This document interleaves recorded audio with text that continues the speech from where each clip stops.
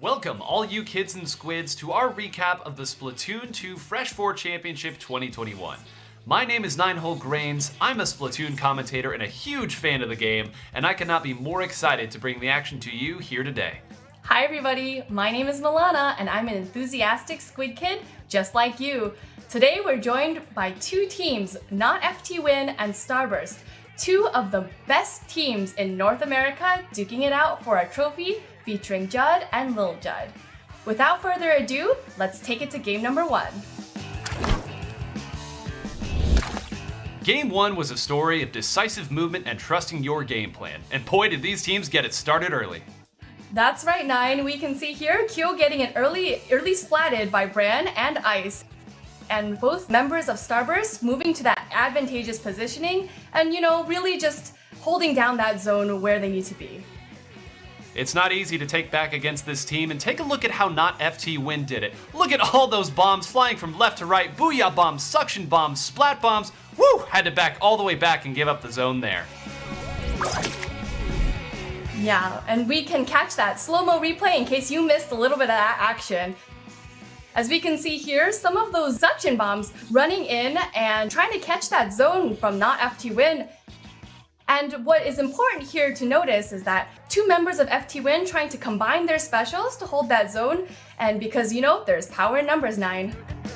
There absolutely is power in numbers. I see what you did there, and this is actually a strategy that they used multiple times throughout this game. We actually have it from the perspective of Bagel this time, who is lined all the way back, tossing the suction bombs from as far away as possible, understanding that they need to stay on the map if they want to take the zone. Out the corner of your eye, you'll also see that Kyo had jumped down with another bomb rush as well. It was just enough to take the zone back as they were on the verge of defeat. With just over 10 seconds left, they bought themselves some more time.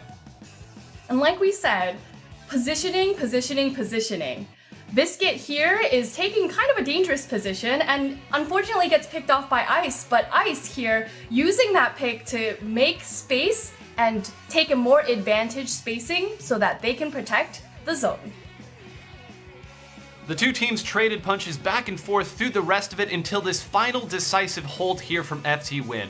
Bagel once again gets it started out with that suction bomb rush, but take a look here, holding down this area by this fan to ensure that his teammates could move up. You're gonna see here just in a moment, Kyo backs up here next to Bagel and uses another bomb rush in order to force the members of Starburst all the way back. Once they got this portion of the map, Milana, they never let it go.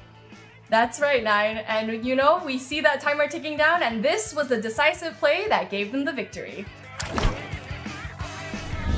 A fantastic game number 1, and let me tell you, when we saw that game number 1 looked like this, we knew we're in for one heck of a set. And speaking of that set, let's go ahead and throw it right into the middle with game number 4. As we enter game 4 of the Fresh 4 Championship, Not FT Win only has one more game to claim the victory. Starburst is going to have to make some big changes, so they opt to change their weapon composition to something a little longer ranged. What Starburst gained in a bit of range, they gave up in mobility. About halfway through the game, Not FT Win took advantage of a slight overextension and used that speed to swarm the members of Starburst as they went on to score big. From there, it was a hop, skip, and a jump to get a huge lead that they would hold until the game's waning seconds.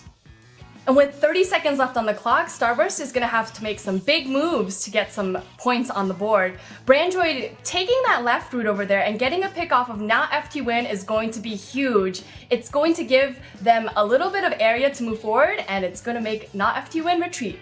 They took advantage of that almost immediately. You can see Bran and Jared at the top of the screen attacking Not FT Win's flank. In the meantime, Ice and Brandroid wait patiently for that attack to land, and once Bran rotates back, Ice moves in with a huge score that starts the bonanza. The rest of the members swarm as quickly as they can, and an emphatic victory going the direction of Starburst. And with the end of Game 4, Starburst is finally on the board, and the momentum starts to shift in their favor. That will bring us to an exciting Game 7. Let's take a look here. We had finally arrived at Game 7, the championship point. The two rivals had treated us to another incredible set in their storied history. But it was finally time to determine a winner and for heroes to be made. Our first big play was made by Ice. Ice from Starburst surviving an unlikely 2v1 right here, and This gives Starburst the ability to push up a little bit, and Ice, taking that aggressive positioning, is able to charge their special, the Stingray. By using the Stingray, they are able to kind of produce a little bit of covering fire and take out hopefully a member or two of Not FT Win, helping that Rainmaker make its first push. Not to be outdone by his teammate, Bran went on an absolute tear this game, hitting an incredible double direct with this Inkjet and getting a second pick on Kyo from Not FT Win. This push looked like it might take the points the distance as the team moved closer and closer to getting that knockout.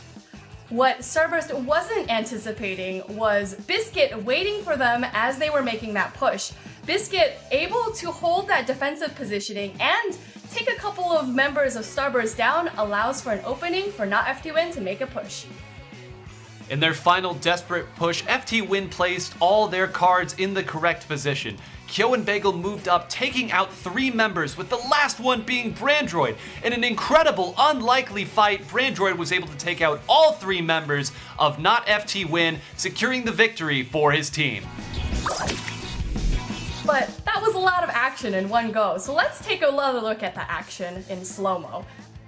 As we can see here, 2D is holding a defensive positioning, trying to defend against Bran, getting a lot of support from their teammates, and in this one last final opportunity to make the push, unfortunately Brandroid is able to stop all 3 members of Not FT Win in one go, giving the victory to Starburst. At the end of this historic set, Starburst completed an incredible reverse sweep to earn their very first North American Championship. And 9, I for one cannot wait to see Not FT Win and Starburst duke it out on the battlefield once again. We've hoped you'd enjoyed this recap of the Splatoon 2 Fresh 4 Championship 2021. Until next time, stay fresh!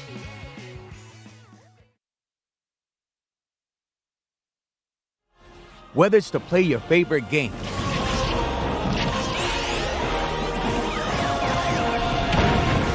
to play for school pride,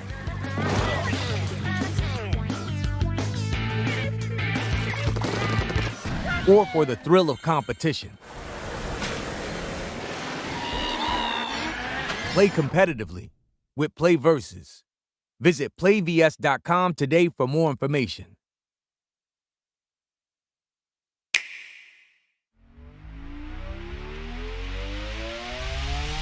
In this house,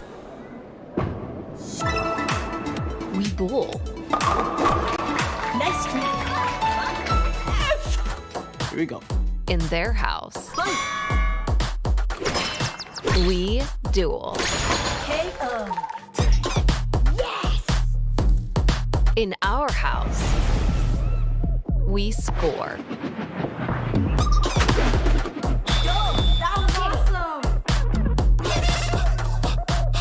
We love teaming up.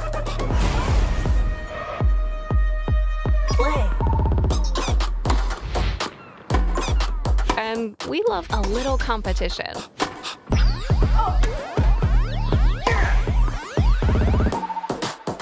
Oh, it's okay, you got it next time, you got it next time. Ready? Whether it's with family, friends, or rivals near and far. This is the end. Block, block, block. Yes! So whichever sport you choose, victory could be just within reach. You ready to play? Nintendo Switch Sports. Available now only on Nintendo Switch.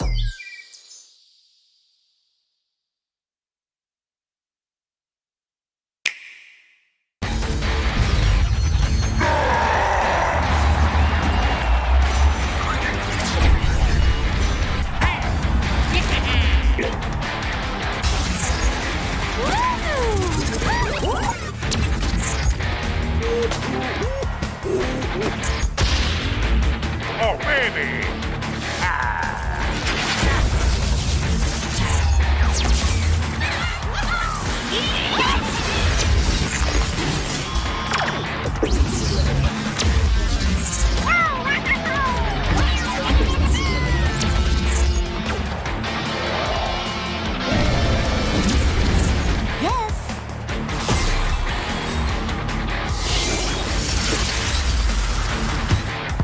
Let's go.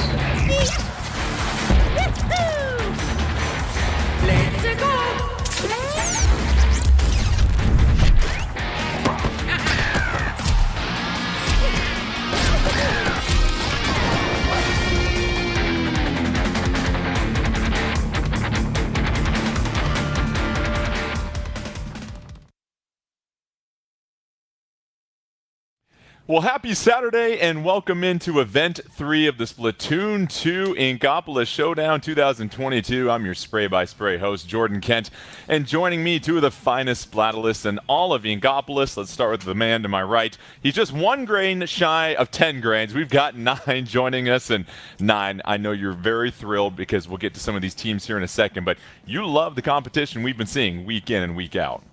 I really have been, Jordan, and we've gotten to see so many of the same teams over and over, and we'll talk about that later on in this cast as well, but it's so great to see the teams improve and adapt to one another as time goes on.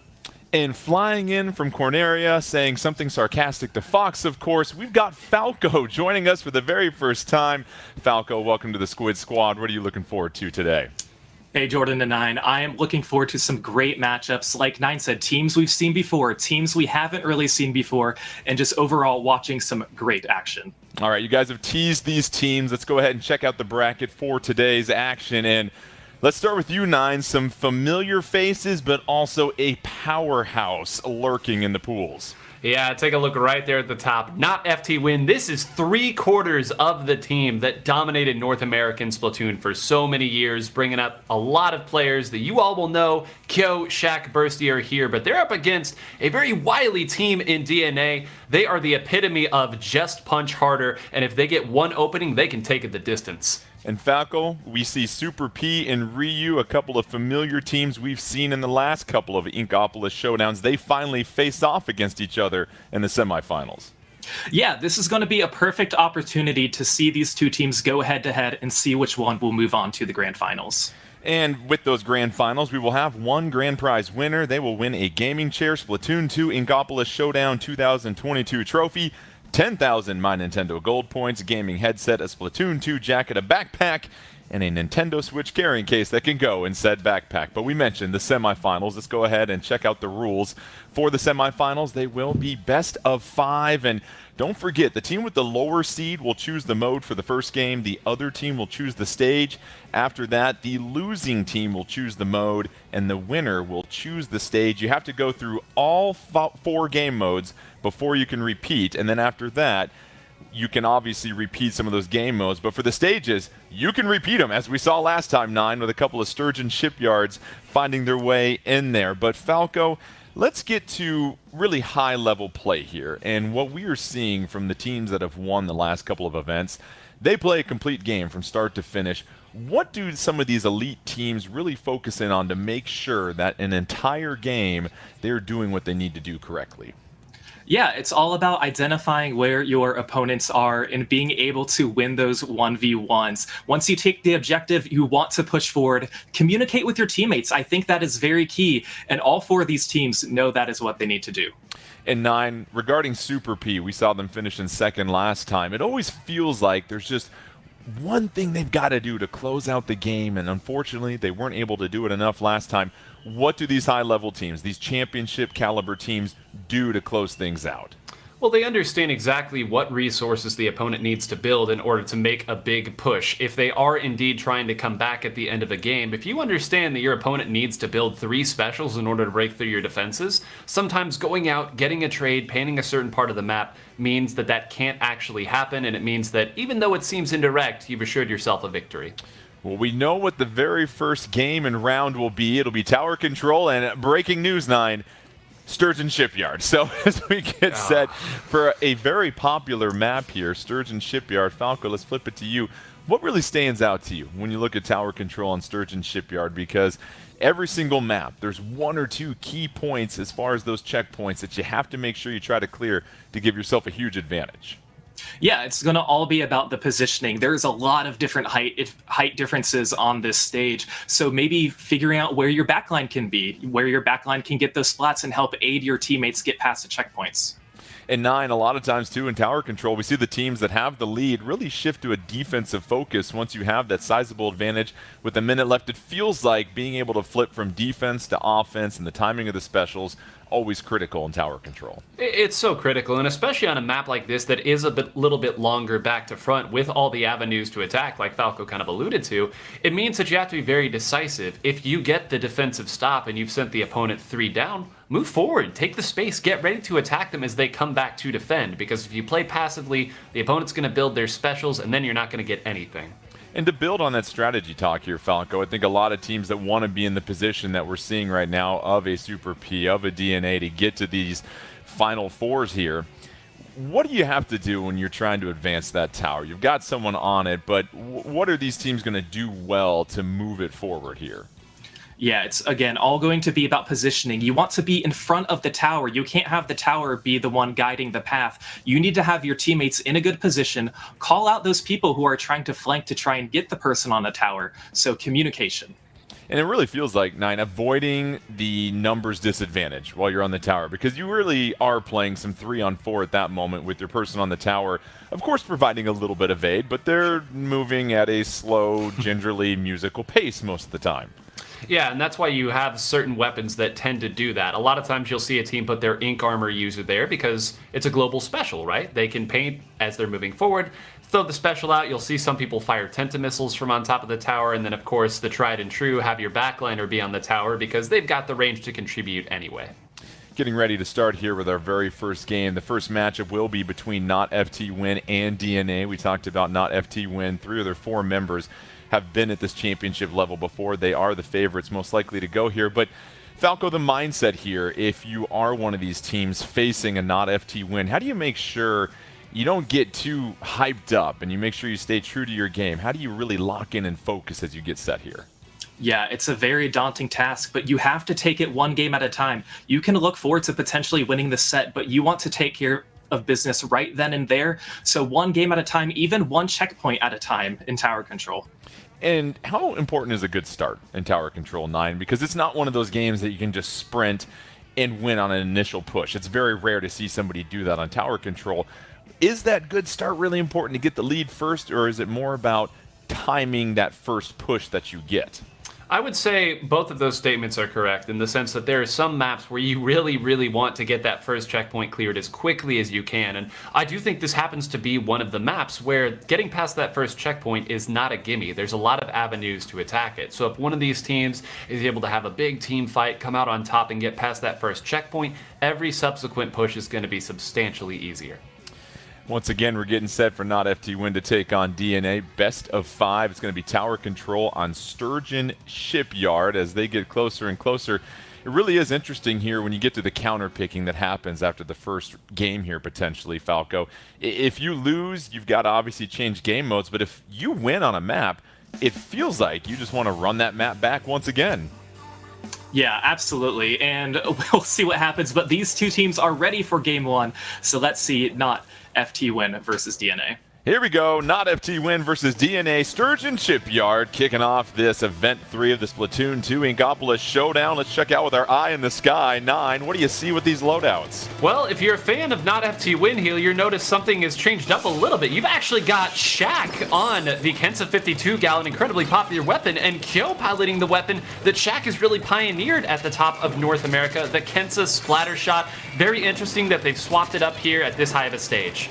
A look at Bursty right now, Falco. Obviously, no team has really taken a huge advantage, but here comes the first initial push for Not FT Win. 4-4 on the map, and so far you see Bursty here, Falco, very wise just to hop off the tower, make sure that you don't give yourself up as an easy target. Yeah, Bursty saw what specials are coming. Again, very close to that checkpoint. You want to approach the checkpoint, but you need to know when you need to back off. And with that, Not FT Win is going 2 players down now. So this is going to be DNA's chance to try and capitalize.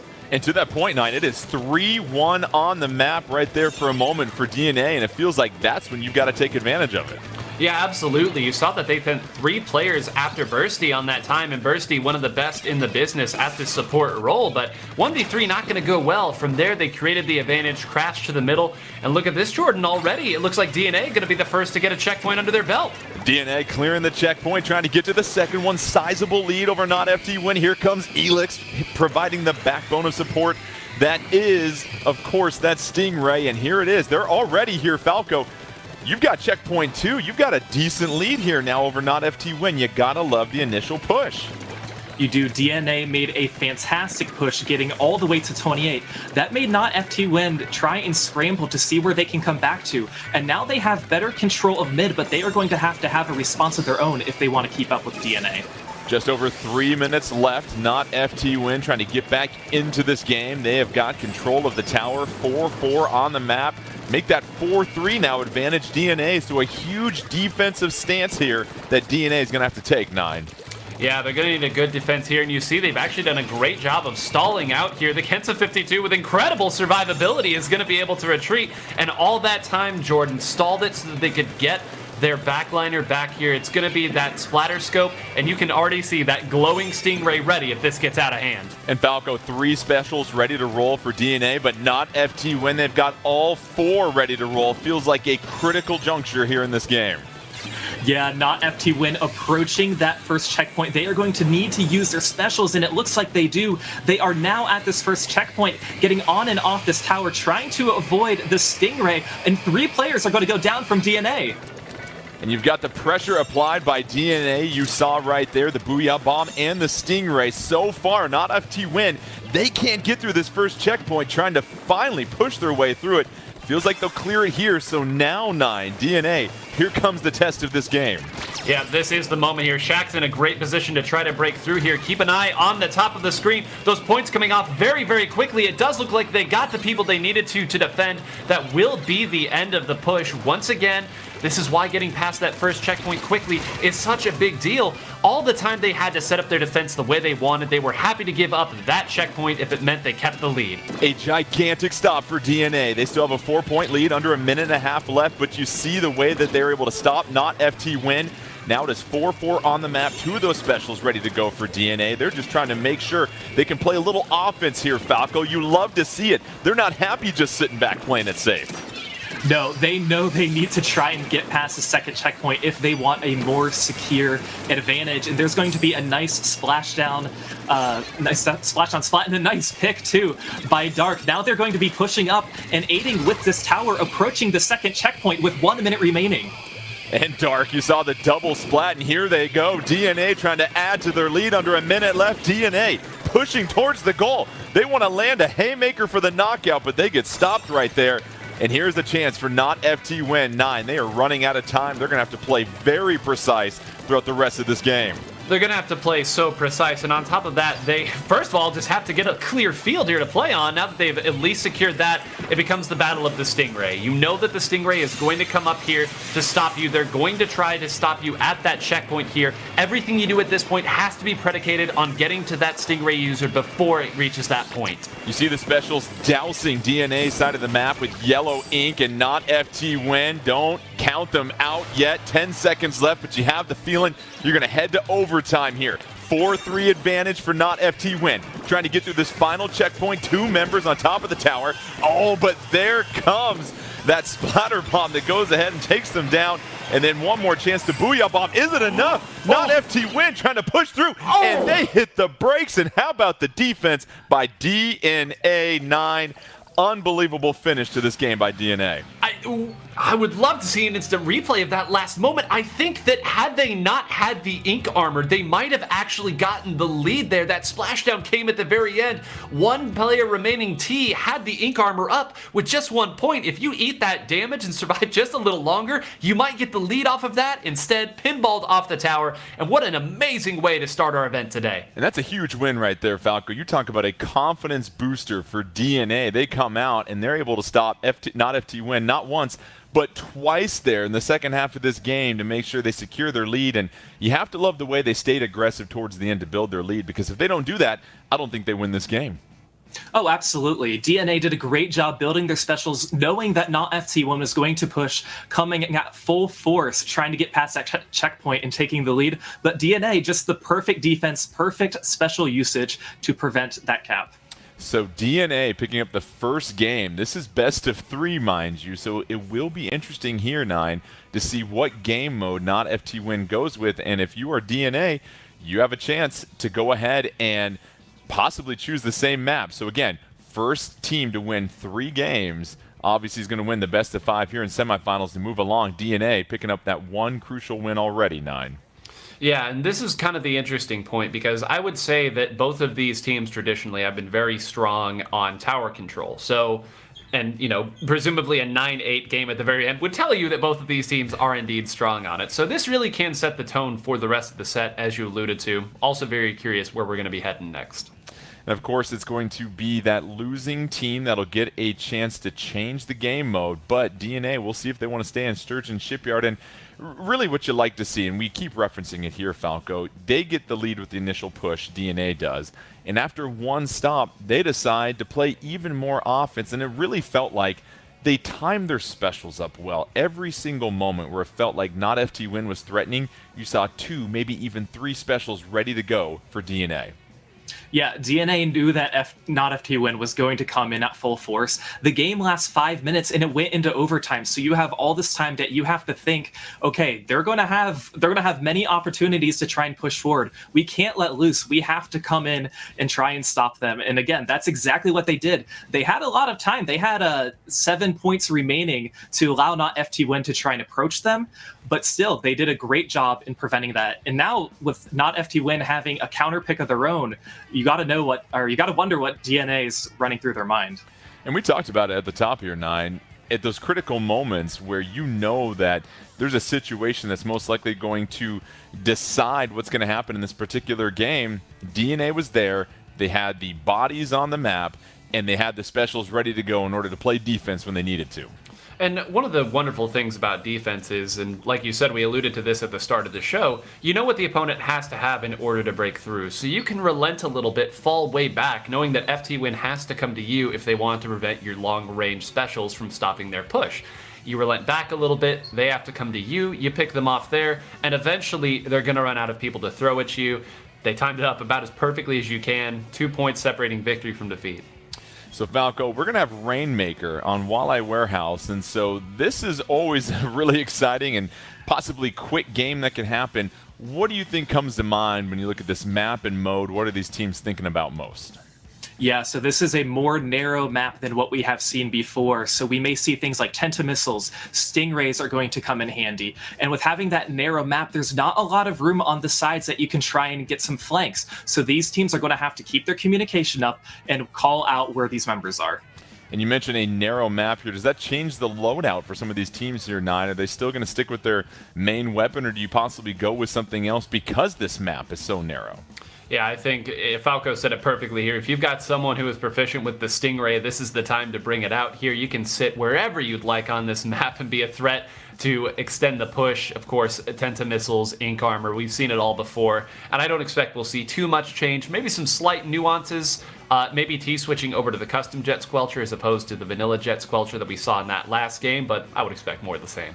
And obviously, this is a tough one to get a knockout on, Falco, because there is just so much happening right near spawn when you get a chance to possibly dunk that Rainmaker. So it really feels like any team that can possibly just get that knockout or get as close to it. Oh, and look at this. This will be interesting here because you see right now only 3 members of, I believe it's going to be not FT Win on the map. If it is a disconnect in the first 5 seconds, you go ahead and re-rack the action. So we'll go ahead and get this thing lined up once again and get everybody in their positions back in the starting blocks here. But going back to this map, it's a hard one to get a knockout on, Falco. It really feels like we're going to have more back and forth like we saw in Tower Control just recently. Yeah, certainly. And I mean, like you said, the podium is pretty close to spawn. So right when a Rainmaker gets close to spawn, you're throwing everything you possibly have. You're throwing all of your sub-weapon. You're trying to pop that barrier as soon as you can, trying to splat the enemies who are inside of the barrier or inside the barrier explosion range, and to try and push that Rainmaker out because it can get very dangerous. We were talking about advancing the tower, 9. When you're trying to advance the Rainmaker, what do you need from your teammates surrounding you to make one of those quality pushes here? Well, it's what you need the other team to not be, and that is out of their spawn. You really want to try to get at least 2 or 3 down if you make one of these big pushes. Maybe the last member is off on some other side of the map doing their thing. So I think that especially on a map like this, there are certain points where if you can get past that point, you can really set up a basic defense, use bombs wisely, and go from there. I do want to call out, though, and Falco, I'll toss to you on this one. Kyo brought out a Tentatek splatter shot, and that is that inkjet special that we haven't talked about at all, but it's going to be very, very useful in trying to break through stalemates here. Use bombs wisely. I saw what you did there. Don't think for a second you slid that by anybody, Knight. Sorry, go ahead, Falco. No, it certainly is, and it's not a special that we see all the time anymore. But again, that's the special that you're going to try and push to push players back more so. You know, you're going to try and focus in on one player. Hey, who's going to be trying to contest my Rainmaker carrier? I need to take them out first because they're our biggest threat. And of course, controlling the Rainmaker is important too, and putting that pressure on being able to pop the Rainmaker shield, that's huge as well too, Falco, because a lot of times when things are reset back to the neutral game, if you want to use a fighting game reference, whatever team can clearly control that Rainmaker shield, that in and of itself applies some extra pressure on the opponent. Yeah, and it certainly does, and that's something we'll see these players do towards the end of the game if they have the lead. A lot of the times they'll want to get this barrier very big, but they don't necessarily want to have to pop it. They want to have their enemy teams work extra hard for them to get the Rainmaker. So once again, as we get set for Rainmaker and Walleye Warehouse, we had a brief little disconnect before the game even started, so we'll get things going again between Not FT Win and DNA. But Not, I go back to DNA picking up that first game. That's got to be a huge confidence boost, and they really did what they needed to from start to finish to close that game out. They really did, and we said at the start that this is a team that can take one small opening a long way. They're some of the fiercest fighters, especially in those engagement situations where you really need to find a fight that you might not otherwise be able to win. They did exactly that, and I don't think it's a coincidence at all that they got past the first checkpoint so quickly and then immediately pushed it down all the way to that 8 point. This is their MO, this is what they've always done, and frankly, they've done it against this level of competition. They've just never been able to close out a set. Falco, a lot of folks watching this, they want to obviously get to this point that DNA and Not FT Win is at. Take us through the mind of one of these players when they have that golden Rainmaker in their tentacles and they're trying to move forward here. Where are you aiming your shots at? What are you trying to do as far as helping out your teammates? Because it's more than just, hey, shoot some ink and make sure I cause chaos. What are they thinking about in that position? Yeah, sometimes they want to shoot some ink and push forward and try and paint the ground, but you're also trying to push your opponents back. The Rainmaker is a very powerful weapon that you can choose in this game. So if there's a player who has very good aim, who typically uses a backline weapon, it's kind of similar to maybe like an Explosher. If you have a player who's very good at that weapon, that's going to be good for them to use. And I know some players are better at using the Rainmaker than me. A lot of players are actually. So, you know, a lot of players like to use it as their main weapon choice, but when they are comfortable with it, it's just going to make it that much easier for their team. And then that brings up a really good point. Do you want typically your backliner to scoop that thing up, or is it closest person nearby, grab it? There's got to be some strategy as far as which team member you want to control that. Yeah, typically you'll see whoever is your ink armor user be the one that grabs it. They'll use their ink armor to send everybody else forward. They'll grab the Rainmaker at that point and follow behind their supercharged teammates. But Jordan, you and I have played enough and lost enough Rainmaker with each other to know that there are times where the goal line's right there. You got to grab it and go. You may be the lineman and you might not be the ball-hawking cornerback, but if it's there, you got to grab it and go. And that's one of the things that makes this mode so dynamic. Yeah, once again, we're getting set for Not FT Win and DNA to get things rolling here. And you saw at the win and loss screen afterwards that you had everybody at X rank. And Falco, for folks that are playing at a competitive level, many of them are at X rank, but there are some people here that are still trying to get there possibly. From your experience, what do you notice about these players that are able to get to X rank? What is it about them individually that really stands out in their skill set? Yeah, it's about game awareness and knowing where to position yourselves and knowing where to spot the enemies. When we play ranked mode, you can't verbally communicate with your teammates. So that's something different than what these players are doing now, where they're all likely talking to each other. But you just need to be aware of the weapon that you have and what role you have when you're playing the game. And that's what it really seems to come down to, Nine, is that game awareness, right? Understanding when you make a push, when you use the special, and being able to do that without communicating is one thing, but then you add in the communication element of getting 4 teams together. It seems to be that you can't just slap 4 talented players together. There has to be some chemistry and communication that helps elevate them. Absolutely. It's one of those multiplicative things instead of additive. If you get a team like not FT Win back in their original heyday when they had all of their players, they were able to beat teams of players who might have more individually skilled players simply because their coordination was that good. And this is too fast of a game to be reactionary. You have to have the awareness to know where the pushes are coming from before they start. All right, the long-awaited drum solo as we get set here. We have got Rainmaker and Walleye Warehouse.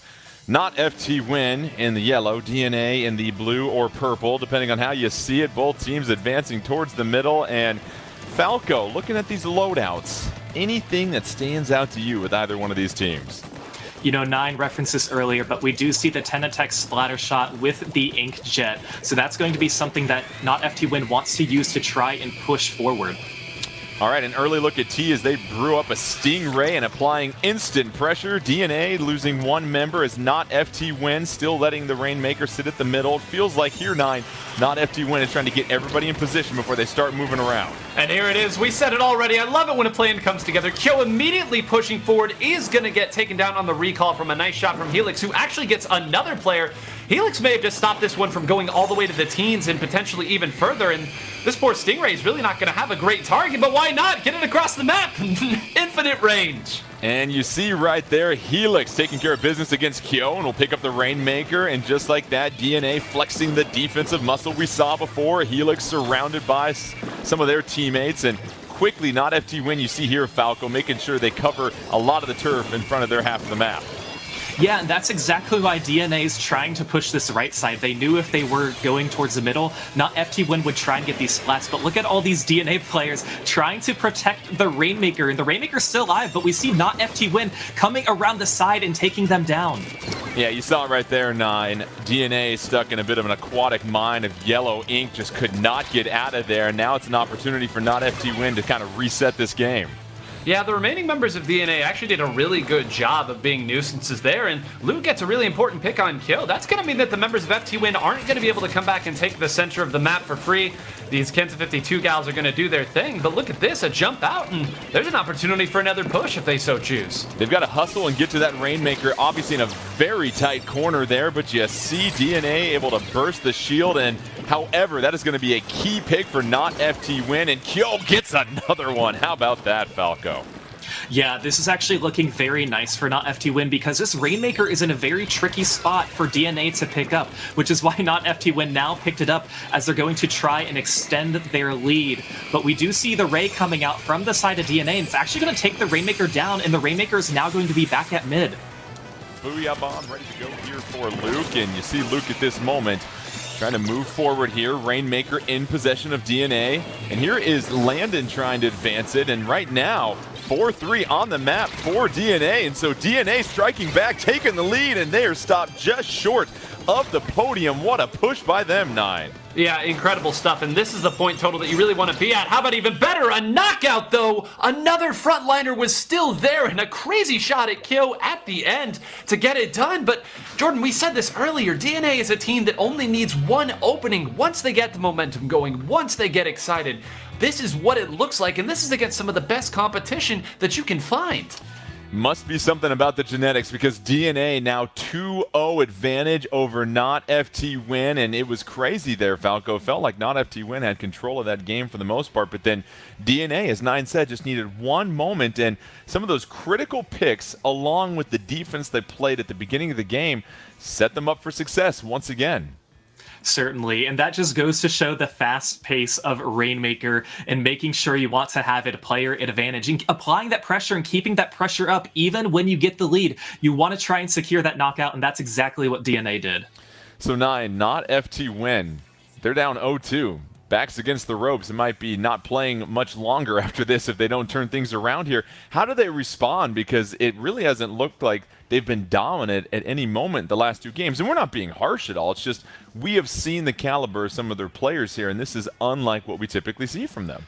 It is, and they're just the moments where you would expect to see the coordination that FT Win was traditionally known for, that this current iteration hasn't quite been able to pull together. There was a moment where Kill was pushed really far ahead of the Rainmaker there, trying to set up maybe a pick, trying to make sure that they couldn't set up that Stingray, and got taken out a little quick, maybe revealed the position a little bit too soon. There's just these slight disconnects, and when you're up against players of this caliber, that's all it takes. Yeah, it will be fascinating here whether or not they go with Clam Blitz or if they go with Splat Zones, but at this point it almost feels like you've got to feel pretty good, of course, if you're DNA here, Falco. You're up 2-0, but you can choose the map, which that's going to be huge once you know what the game mode might potentially be. Certainly, and I know that's definitely crossed the DNA's mind, and they're looking forward to it. So yeah, just like you said, we have to wait for not FT Win's mode counter pick, and then DNA will see what we'll see what they can do from there. And 9, obviously, you can't win championships without defense, and that's part of their, hate to say, DNA for DNA so far in these first 2 games, is that they have just been so good at getting stops against not FT Win when it feels like not FT Win is going to threaten with a knockout. It's been critical, and that's really what you're looking for from these championship teams. When they need to make sure they stop the other team, they're able to do it. And they've done a great job of picking maps that favor them, too. That last map there, you saw exactly what Helix on that splatter scope was able to do. Knowing that there's an uninkable narrow surface that the opponent has to come down, that's exactly what you want in a game of Rainmaker if you have the Charger on the map. So I'll be very interested in seeing where they counterpick and if they continue to play to the strengths of their backline. Well, the good news is that counterpick just came in. It will be Splat Zones at New Albacore Hotel. And looking at this combination here, Falco, what comes to mind? Yeah, backline weapons. I mean, there's a lot of greats on this stage where having range is definitely going to come in handy. So yeah, I imagine we're going to see longer range weapons. And with the Splat Zones, this is one of those games, 9, where you definitely want to get out to a fast start because it can be a quick knockout as soon as you can take control of that zone. And then, of course, after that, you want to advance forward. But is that kind of hard on this map when you have those grates that you must traverse to get to the other opponent's side? I will say what makes it hard on this map is because it's very easy to overextend. When you get 4 down, your first instinct is to, hey, let's move forward here. Let's ink up on the sides of the map. Let's try to get them as they drop in from spawn. But in doing so, you expose yourself when you might not need to necessarily. And that's why backliners tend to be so strong on this map. You can contest zone and force the enemy back without ever worrying about overextending at any risk to yourself. And that's a really good point, Falco, because when you are overextending and you're trying to split the troops up in 2 different sizes, you can really open yourself up for the opponent to kind of bounce back here. So we'll see how it goes. We're getting set. Splat Zones. New Albacore Hotel. Cannot FT Win pick up a game, or will DNA get the sweep? And we'll take a look at the loadouts once again. And Falco, we'll go to you again. Anything different this time around? We certainly do. We see the Deco and the 96 gal. So we have what we call quad shooters. Or no, I'm sorry, they have a blaster too. So very close to a quad shooter. But we do see the backline too on DNA. We see the E-leader. And here it is, DNA taking an early lead, 87-100, and they've got a numbers advantage here, 9, so how about that? Not FT Win was able to get things back to neutral, but now all of a sudden DNA rolling with double the players on the map. Yeah, they absolutely worked through that entire arrangement that Not FT Win had set up. They had split up their ranged players, and I think because of that, it was very easy for DNA to identify where they needed to attack, where the weakness was, and they've moved as a unit. Every time I look at this screen, there's at least 3 DNA members next to each other. And DNA dancing around those Tenta missiles. You see the bubbles coming out, and still in control, DNA racking up the points and building the lead on this initial push. Not FT Win finally able to grab control of the zone, and now it's 3-3 on the map. We'll see if this is something that Not FT Win can do here, Falco, is secure the zone and then finally advance.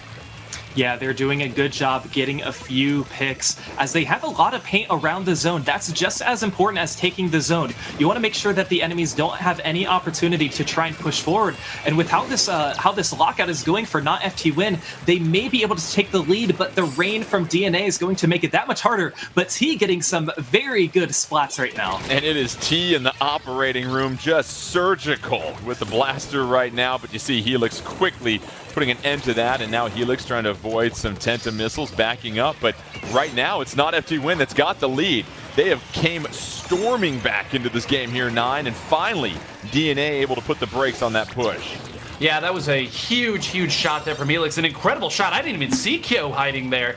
That might have been enough for them. If Kyo was able to find one pick there, that might have been just enough. And again, a pick onto Kyo, just enough over damage to get through that ink armor as well. Another member of FT Win is going to go down, and Helix has almost single-handedly kept this in this game. And take a look at this, only a few more points, and they'll start scoring.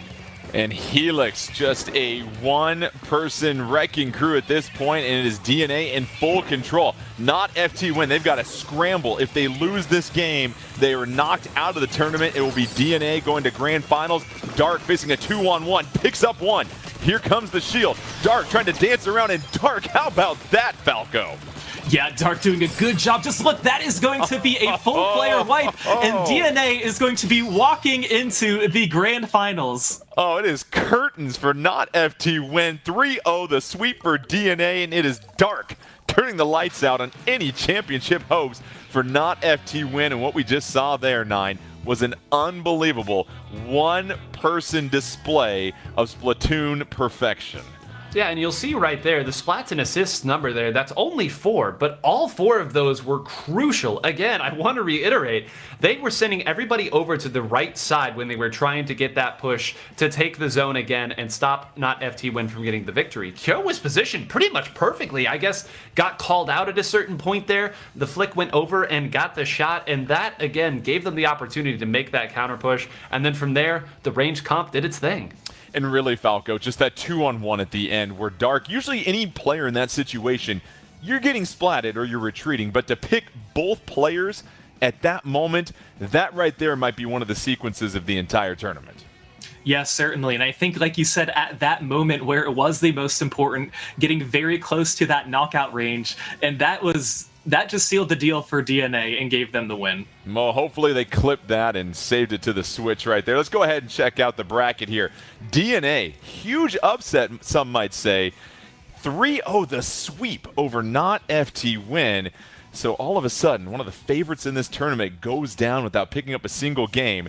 That'll now leave Super P and Ryu as far as who will meet DNA in the grand finals. But we're going to go ahead and step aside and take a quick break as we get set for the second set of semifinals. It's Event 3 of the Splatoon 2 Inkopolis Showdown 2022. Jordan Kent, 9, and Falco. We'll be right back in just a moment.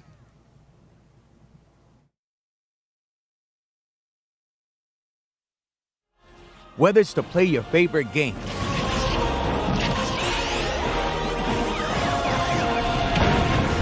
to play for school pride,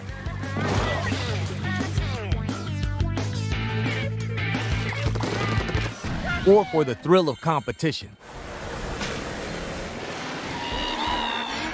Play competitively with Play Versus. Visit playvs.com today for more information.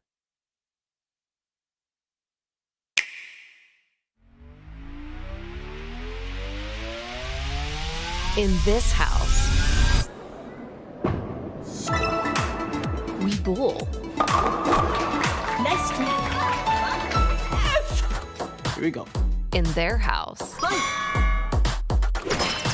we duel. KO. Yes! In our house, we score. That was awesome! We love teaming up. Play. And we love a little competition.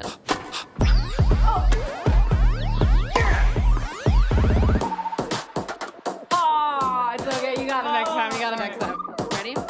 Whether it's with family, friends, or rivals near and far. This is the end.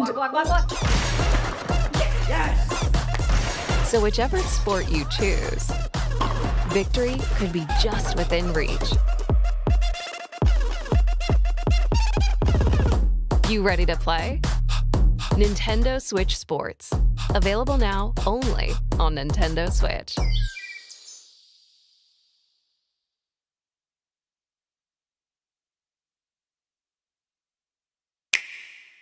Brave warriors of Adrestia, the time has come to demonstrate the Empire's valor. We strike at the Imperial Army today. The party's already starting, huh? We have to figure out exactly where we stand in this war. Who knew the Ashen Demon had that kind of strength? I can't believe one fighter could turn the tide of an entire battle like that. We'll claim victory over that monster together.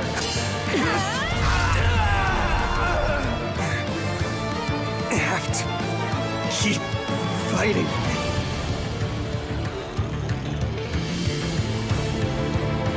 Dying is without productivity. Have you ever read any chivalric romance? I think they're a fascinating group of people myself, but what do you make of them? Let's link up. Are you ready?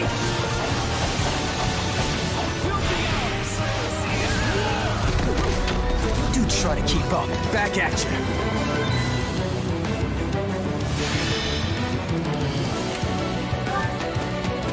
The best way to honor my fallen comrades is by training hard and growing even stronger.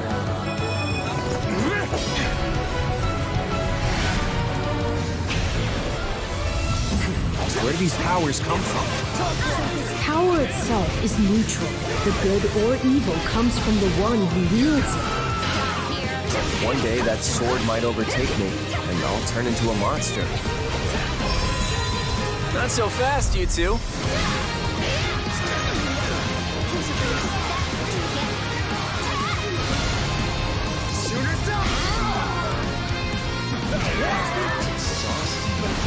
Defeating the Ashen Demon.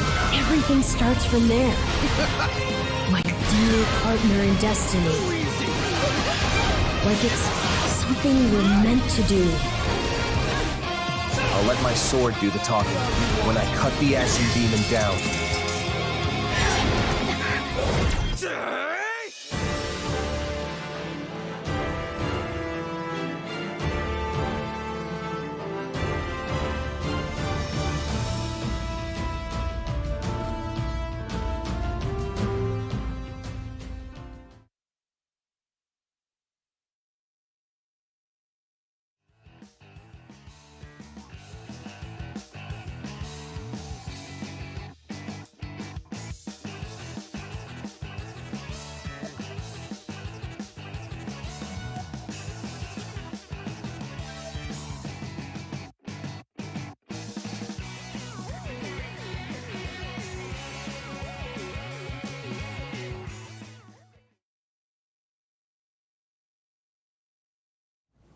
And welcome back to Event 3 of the Splatoon 2 Inkopolis Showdown 2022. Jordan Ken alongside Nine and Falco. And we just saw a huge upset in semifinal number 1 as we go and check out the bracket. It was DNA making quick work of Not FT win a 3-0 sweep and in dominant fashion. So that lines up Super P and Ryu getting set to find out who will face off against DNA in Grand Finals. And Nine, between Super P and Ryu, this is interesting. They've been in the last 2 events, but they haven't faced each other yet in this Inkopolis Showdown. Yeah, viewers of this event are probably very familiar with these two teams at this point because they keep making the top 4, they keep getting close, but neither one of them has quite been able to close the deal yet. So to see them play against each other for the first time in this event is going to be very, very interesting. Well, let's get a rules refresher because we always love following directions here. This will be the semifinal round. First to 3, best of 5, essentially. The team with the lower seed will choose the mode for the first game. The other team will choose the stage, but the important thing to remember, losing team will choose the next game mode. Winning team will choose the stage. You can repeat stages. You have to go through all the game modes first before you repeat again. So Falco, what we saw in that previous semifinal matchup with DNA, really just some high-level play at critical moments from some other players. We are still raving about the display we saw from Dark towards the end, a 1-on-2 situation, able to pick off both players for not FT win. Yeah, it certainly was something that really sealed the deal for them. And I mean, if you would have asked them if they thought they were going to get a 3-0 victory over not FT win, I don't think they would have told you that that's what they thought they were going to do. So they've got to be feeling a very certain way. They've got to be very excited and looking forward to seeing who they're going to be facing in the grand finals. Yeah, could have won a lot of power clams on that one there, 9. And so as we get set here, we'll figure out what we're going to see between Super P and Ryu. These two teams, they're obviously very familiar with this stage, so it's not going to feel rather large to them as far as being in the Final Four. But you look at these two teams, and it seems like with Super P, they can play so well during a game. But as we talked about it at the top, they're just looking for those 1 or 2 plays that we saw from DNA, right, to close out a game. Maybe today's the day. Yeah, and believe me, it is not as easy as DNA made it look to get those scenarios. And one of the things that Super P, I think, has done so well over the course of all these tournaments they've played in is they've done a great job of adjusting their compositions. They've got a really versatile squad that can play with some of the range that we saw in the last Inkopolis Showdown, but they're also very capable at fighting with the best of them, and I think that versatility is going to prove a real test for Ryu. Well, I've just received the game mode and map. It's going to be Clam Blitz on... Any guesses here, Falco? Any guesses at all? You know, something tells me Sturgeon Shipyard. You are correct. Yes. Sturgeon Shipyard, Clam Blitz coming up here. So take us through high-level strategy of Clam Blitz here. What are these players at the next level thinking about to make sure they can be successful while they try to collect these clams, get a power clam, fill in the basket, and walk away with a win? Yeah, of course, you want to open their basket with a power clam, but it's not about scoring as many clams in as quickly as you possibly can. It's about extending the basket and making your enemies scramble and struggle. The longer you can keep their basket open, even when you still have clams that you can throw in, that's going to seal the deal and give you the win. And we've seen a lot of creative, coordinated pushes when it comes to Clam Blitz here, 9. And this is one of those modes where when you have your hits, you have to connect, because that penalty, it's really hard just to get past the penalty if you don't have any other clams to support it. Absolutely. Half of whatever you score in terms of points comes back to you as a penalty. So, like Falco said here, sometimes waiting for the best opportunity to make that push is what really ends up mattering in the long run. Yeah, certainly a steep tax when it comes to the penalty here. All right, Super P in the yellow, Ryu in the blue or the purple, no matter how you see it. Sturgeon Shipyard, you know it, you love it. Let's go ahead, 9, and go to you for the loadout here. How much does that matter here in Clam Blitz, and anything that stands out to you? Yeah, it certainly matters here. The one thing that I want to kind of note here is Ryu has brought with them a foil squeezer, and we saw that a little bit. Dark was using it in that last match to achieve that incredible 1v2 at the end. It's got the bubble blower, such a strong special. Some people love it, some people less so, but it is great for making those long sustained pushes last even longer. 3-2 advantage on the map for Super P. Now it is 2-2, and so far nobody has really threatened the basket at this point here, but you see an Ink Armor ready to go, and at this moment here, Falco, if you are Super P, it feels like you're just kind of baiting your time. You can really see this is kind of just an extended neutral game to start it. However, first power clam going to Super P here, Falco. Yeah, it is an extended neutral game, but what's important is you can take part of the objective while it being a neutral game by trying to gather some of these clams. And now with a 1-player advantage, it looks like they're going to be pushing forward. With a 2-player advantage, Super P is going to be the first team to score. Leo busting the basket open with that power clam, and they are pouring it in right now. Just an influx of clams filling the basket. Nice little push here, 47 points. We'll see. They try to save one more clam to extend that clock. No, they don't. But 9, a nice little lead. It's going to take more than 2 power clams for Ryu to answer back. Yeah, and Leo has been a hero throughout these events so far. That Rapid Blaster Pro Deco, a weapon that has had a renaissance as of late in the competitive scene. So good at poking the opponents, doing little bits of chip damage, and getting picks from safe spots. That's what opened up that push. And look at this. They've once again got the resources to start another if they so choose. You see Leo in that quarterback position with that power clam, just trying to find an opening, looking for that basket to pop into their sights. 4-3, though, advantage for Rio. It's going to be a little tough, so you see Leo backing up just a little bit, trying to avoid some of those Tenta missiles dancing through the ink raining down. And this is smart play here, Falco. If you don't have that opportunity to score, don't risk getting splat. Nothing wrong with retreating. Absolutely, and when you have a power clam, you are the target from the enemy side. You are the player that they are trying to take out. We see Leo hasn't been able to even push forward to mid. They haven't had the teammate support to try and push forward, and Ryu is being a little more aggressive, trying to push forward and take out this power clam. Yeah, just a wave of purple ink taking over the map at this moment. It's made it really difficult for Super P to advance, but how about the pick right there, 9?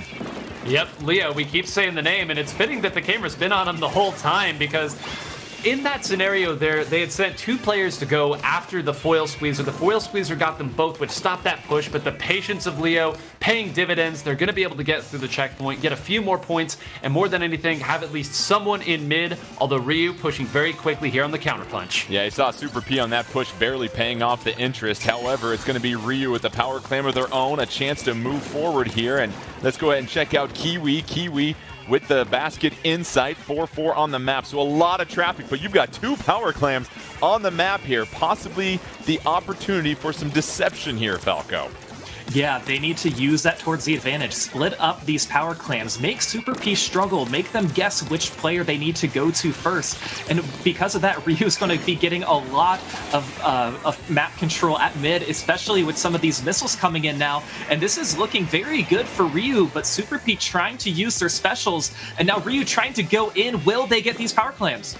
And you see Kiwi, right-hand side of your screen, able to sneak in there. Both power clams are able to break the basket, and then a third one comes in. So just like that, 1, 2, 3, Ryu takes the lead with just over a minute left here, 9. And such a great sequence from Nick there. Nick was the member of the team that didn't have the power clam. The deception that Falco was alluding to there allowed Nick to move forward, but that entire time, Nick had 9 power clams to be able to pick those up and get another as the push continues to go. One more clam. Can anybody find it? Ricky grabs one. That's not going to be enough. Miku not going to try to rush forward and throw this one. It looks like the members of Super P were able to converge and get that pick as well. Take mid, but how's about that for a counter hit? Goodness gracious. Unbelievable. Super P will need at least 3 power clams and 1 traditional clam if they want to take the win. Basically, they need a knockout to take this game. Ryu, an unbelievable push right there. 99 points to come roaring back to take the lead. Now it's all about the defense here if you're Rio, Falco. Yeah, it certainly is. And when you only have 15 seconds left, that can be good or bad. You're going to give Super P a chance to score. And because their basket was open, they will have a power claim that they can pick up. But now we see them trying to push forward, getting in a good position. And Synapse is going to be trying to form a power claim. It looks like they are. They are going to score. This is going to be overtime.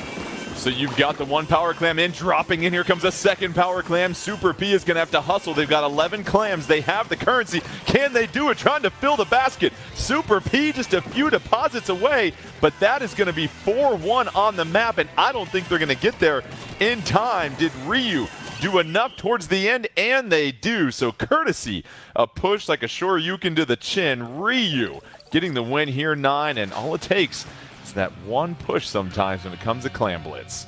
Whew, okay, I can exhale a little bit after a crazy scenario at the end where you know that both of the teams are trying to remain composed, but when one team has enough currency to take the lead back, it's so difficult not to immediately rush at them. Conversely, on the other side, when you have enough currency, you want to throw yourself at the basket and try to score all that you can. So both teams, I think, played that last scenario about as well as they could, but it just proved to be too much of a lead to surmount in overtime. Yeah, it was crazy, Falco. Both teams were really just a couple of clams away from closing it out. We saw that, of course, with Super P. They had a chance right there to kind of make sure they took care of business, but it just wasn't enough. It was Ryu also 1 point away from the knockout, but that's what you love in Clam Blitz. Back and forth going into overtime. These are 2 equally matched teams, it feels like, and we're in for a very exciting semifinals.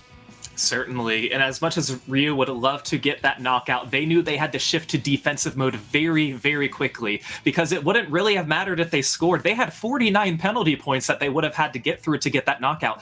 That is a steep penalty. Some very effective turtling down the stretch for Ryu. They're able to hold off Super P and take that very first game. So now Super P will get a chance to choose the game. We'll see if Ryu decides to go back to Sturgeon Shipyard. But what we saw, 9, was really Super P was in control for the majority of that game. It was just that 1 push that Ryu was able to get, and that's kind of how it goes in a lot of these game modes sometimes. Yeah, and especially in Clam Blitz, where you have such a central thing you can focus on. 2 power clams on the opponent's side. If they try to push forward, you're gonna know. You're gonna be able to call out exactly where it was. But they also had 2 Tenta missiles that they used to open that up. And then, as we said, of course, Nick, the MVP in that big push, was able to sneak through, won a 1v1, and then the entire time had 9 clams of their own to be able to stack up for another power clam. And I mean, you love it when a plan comes together. I'll say that. And that's the difficult thing for Super P and kind of what we've talked about. Again, not harping on them here, Falco, but we see this. They can dominate a game for 4.5 out of the 5 minutes, but it's just that 1 30-second window at some point where the other team gets a big push. That's the opposite of what we saw from DNA that really was able to hold their ground every single time that they were getting threatened by not FT Win. Exactly, and when you can control the pace of the objective in modes like Clam Blitz and Rainmaker, that's going to make you thrive. If you can control the map, basically, you're going to do very well. So we have tower control, 9. Where do you think we're doing tower control at? Where do you think we're doing tower control at? Is it that spot right behind you? Is it right behind me? It's right behind you. We're going right back to Sturgeon Shipyard for tower control, and we saw this in the first semifinal between DNA and not FT Win here, 9. That second checkpoint, if you can clear that, you put a tremendous amount of pressure on the opponent. You really do, and Kiwi is a player that we haven't necessarily talked about a ton, but Kiwi, one of the very best bamboozler players in the business here, and that weapon plays at such a difficult range to displace, especially on a map like this. You don't need the full range of one of the longer chargers. Not that Kiwi can't play that, but if they so choose, they're going to be able to stick with the main weapon that they pioneered, and I'm not at all surprised to see him coming back here. And that's what's fascinating about the winning team choosing the map. If you've got success in the loadout to dominate the map, why not rack it up again? So we'll see if Super P can bounce back and take a game from Ryu. Last game went to overtime here. And Falco, let's go ahead and give you the honors to talk about the loadouts here. Yeah, I honestly don't think we changed much from this first game. So it's the same map, the same weapons, but just a different mode. Live look at Miku right now, just trying to provide a little bit of support. Both teams building up their specials. You see the suction bomb followed up by some Tenta missiles. Miku trying to get out of that reticle there. And now it is going to be nobody's control of the tower at this point, really. Finally, Super P able to move it slightly, but they've got a 4-2 advantage on the map here, 9, and here's a chance for an early push for Super P. Yeah, I think they gave up just a little bit too much from those Tenta missiles. You saw all 3 members were pushed back into this area that we often call the pit in competitive play. And because of that, they were able to get an Ink Armor up, and I mean, Juan ran straight forward their Ink Armor and said, do something about it. And so far, the answer, not been up to snuff. So Super P blowing through that first checkpoint. Now they're already at the second one. It is 3-4 on the map, but so far they are camping out and just hopping off real quick to avoid those Tenta missiles. A second surge of Tenta missiles, and those were just enough to get the splat. So a key pick from the special for Ryu to go ahead and send that tower back to neutral. And Falco, a lot of times, that's what we talk about. Having those specials, especially when you're on defense, that's going to make the difference. Yeah, and that was a great time, too, because Super P got to their second checkpoint. So if they would have gotten through that second checkpoint, it would have been even more difficult for Ryu. Here is Ricky trying to apply a little bit of pressure on that splash wall. 4-4 on the map. Ricky has those bubbles ready to go, and now at this point, it is Super P advancing that tower, trying to threaten, and the Booyah Bomb catches him, 9. Yeah, a bit uncharacteristic there. You kind of maybe wasn't entirely sure where the Booyah Bomb was getting thrown, moved back a little bit, but all in all, it's going to slow him down ever so slightly a little bit. And a bomb actually is able to take out Kiwi there, so some unforced errors here by Ryu, keeping this push alive for Super P. Super P trying to get the knockout here. They have got the advantage. They've dominated for the majority of this game. It's now 2-2, and they're trying to make their way through the second checkpoint. But again, slowed down, and another critical splat for Ryu. The defense continues to be there. Now, Falco, they've got to find a way to generate some offense here and move that tower. They certainly do. Riki was doing a great job getting that flank and able to take the player down from the tower from behind. So Ryu now has more map control, and we haven't really seen that from them during this game. And they're going to actually be taking the tower for the first time halfway through, finally getting some points as they approach their first checkpoint. You see Kiwi trying to get all members of Super P in their sights, able to get 3 out of the 4, and here they are finally getting to the first checkpoint, but some Tenta missiles will force Kiwi to hop off, then back on, and Now it is 4-3 advantage. Super P on the map. Booyah Bomb not even close. And oh, just as they try to clear it, a critical splat there, 9. That's some solid defense. Yeah, and that was a coin flip right there. Kiwi saying, come on, checkpoint, stop, just get past it there, because again, you laid it out perfectly. They needed to get past that if they wanted this second push to have any real staying power. So sometimes you guess wrong. Ricky with the splat bomb splat. That is critical. 2-2 on the map. You see now Ricky just trying to back up a little bit, being pressured by that blaster, and down will go Ricky. And Super P, they have been in total control so far here, Falco. With a minute and a half, the question is, can they close it out? Yeah, they're trying to maybe shift their mindset now. They want to keep applying this pressure, but they know they have a pretty secure lead, especially because they stopped Ryu at the very end of that first checkpoint. So if Ryu were to come back, they would have to get completely through that first checkpoint again. And 9, you really like this constant flow of specials coming out from Super P. It almost feels like they're rotating specials and not necessarily stacking them, but at least having one coming up every 15-20 seconds just to keep the pressure on against Ryu. Yeah, and that's exactly what they're doing here, and the reason it's working so well is, again, they're always rotating someone up to attack with this as well. You saw a special came out, and then suddenly they're attacking Kiwi. Kiwi has to back up, now they're attacking whoever is on that spinner there on the right side, and they've never been able to find their footing. They're going to need to take out 2 or 3 of these members of Super P if they want to even have an opportunity to get back to mid. Super P trying to even things up at 1 game each in this best of 5 semifinal. They are just 30 seconds away. They are pushing it, trying to make their way through the last checkpoint. Looks like they've got a lot of time here, but here come those Tenta missiles moving them off the tower, but they're able to get right back on, and they are looking for the knockout. They want to be greedy. Give them all the bacon in the tray as Super P gets the knockout, and they will go ahead and even things up 1 apiece against Ryu, and that is exactly 9, the type of game we've been talking about from Super P, a start to finish dominant performance. Yeah, and this is why they keep counterpicking to this map, right? This is what it looks like here. They clearly have a great understanding of when the opponent relents on their defense of this portion of the map, we push here. It's not a matter of asking, it's not a matter of seeing, it's knowing. I use my special there, now I move here. And because of that, they're able to create that constant deluge of pressure that we had kind of talked about there. And it's why they make it look so easy. It's coordination beyond what's civilly communicated. It's true game awareness. So this will be interesting now because it's going to be up to Super P to choose the map, and our 2 modes remaining are Rainmaker and Splat Zones before we can reset the game modes here. And you know, you really like what you saw from Super P here, Falco. They were just consistently applying the pressure on offense and always made sure, as 9 said, they were rotating someone up to attack every time they unleashed a special. Yeah, they did a great job with it. All 4 of their players had double-digit splat and assists, and we even saw 10 missiles from their Kansas splatter shot.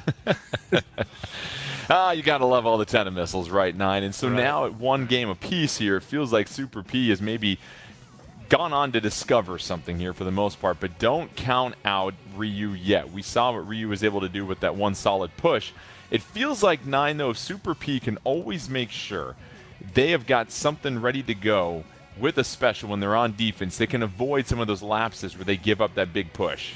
Yeah, absolutely. And especially on specific modes and specific maps, that can be even stronger. It really does, again, depend on where you're able to set up the people who are trying to defend, who are trying to attack, and vice versa. Well, as we continue along on the Sturgeon Shipyard Championships, we have Splat Zones coming up next on the map here. As you look at Splat Zones here, as 9 just shakes those nice Auburn locks here. The Splat Zones here, it's obviously getting in, getting out, and then pushing the opponent out further here, but the rotation of this map can change things here just a little bit, Falco. Yeah, it certainly can. And I mean, these teams have had a lot of practice on this stage, especially with these 2 teams playing in the Inkopolis Showdown in the previous few weeks. So a lot of practice, and hey, they're both ready for it, I guess. Yeah. So Sturgeon Shipyard quickly becoming the Augusta National of Splatoon 2, it feels like, as we get set for another game mode here. And you know, really what we saw last time in Splat Zones before DNA and not FT win was a lot of back and forth, but making sure you can win some of those one-on-ones, or in the case of Dark, one-on-twos here, 9, when you've got the zone and the other team is threatening. It feels like more modes than any other, this is where the one-on-one play is critical.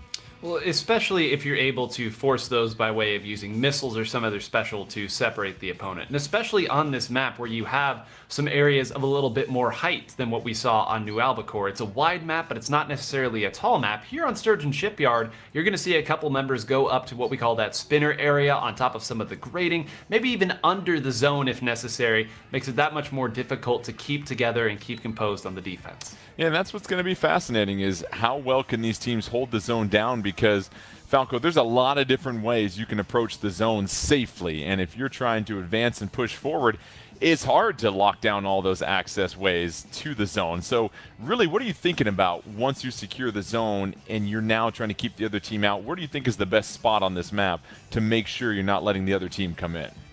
You know, it really depends on the weapon that you're choosing, and I think what's important too is figuring out where to use your specials. You don't really want to be out in the open when you use those tentamissiles, when you use those when you use the rain either. So you just need to get in a position that works for you, works for your weapon, and that way you can call out to a teammate, hey, this person is approaching this side, can you take care of them? And again, that's what you need to do. And I think that's why a lot of people really like this map here, 9, is because you really can't just cut off one point and say, all right, you're not getting through here. There's always a way to apply pressure. So we'll see how both these teams do. And I'm going to toss it to you, 9. Anything differently you see with this loadout here for Splat Zones? Well, one is gone with the Tri-Slosher. This is a weapon that has been so beloved, or maybe not so beloved depending on who you are, but it's a weapon that's been used since the very, very beginning of this game, and it's great. It does provide ink armor, but it also provides a lot of chip damage with those burst bombs, and if you let that thing get some steam, it can really put the hurt on you. Ryu quickly acquiring the zone, but they are down 4-2, and all of a sudden they lose control. Super P quickly trying to reclaim the zone. They plant their flag in the middle of it, and now Super P in control, and here's where they're looking at right now. It feels like a lot right now, Falco, they're not trying to push forward too much. They just kind of want to create a nice little perimeter right by the zone. Exactly. They're not pushing up too far. They don't want to put themselves in a position where they get picked off very easily. But Ryu now's coming in with some great aggression. But Super P, like you said, doing a great job just trying to hold them down and getting those picks. And Ryu still unable to claim the zone, so Super P with a really nice opening push here. They're going to get more than 50 points already, make that 60, building a huge advantage under 4 minutes left. And right now, 9, it doesn't look like Ryu's threatening from anywhere. No, a chef's kiss to that defense. You saw 2 specials come in, the members of Super P backed up, and just as they'd expected, Ryu ran right into their defense. So one step ahead in every regard right now.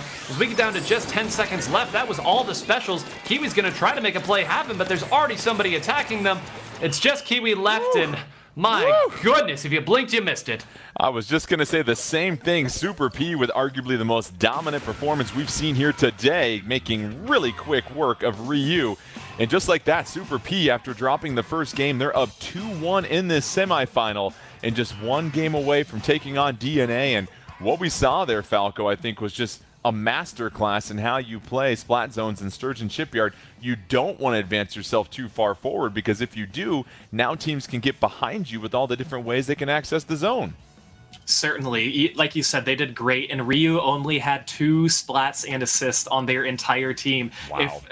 If Super P were to extend forward a little more, they probably could have gotten a few more, so it's great that they knew exactly what they needed to do to get that knockout.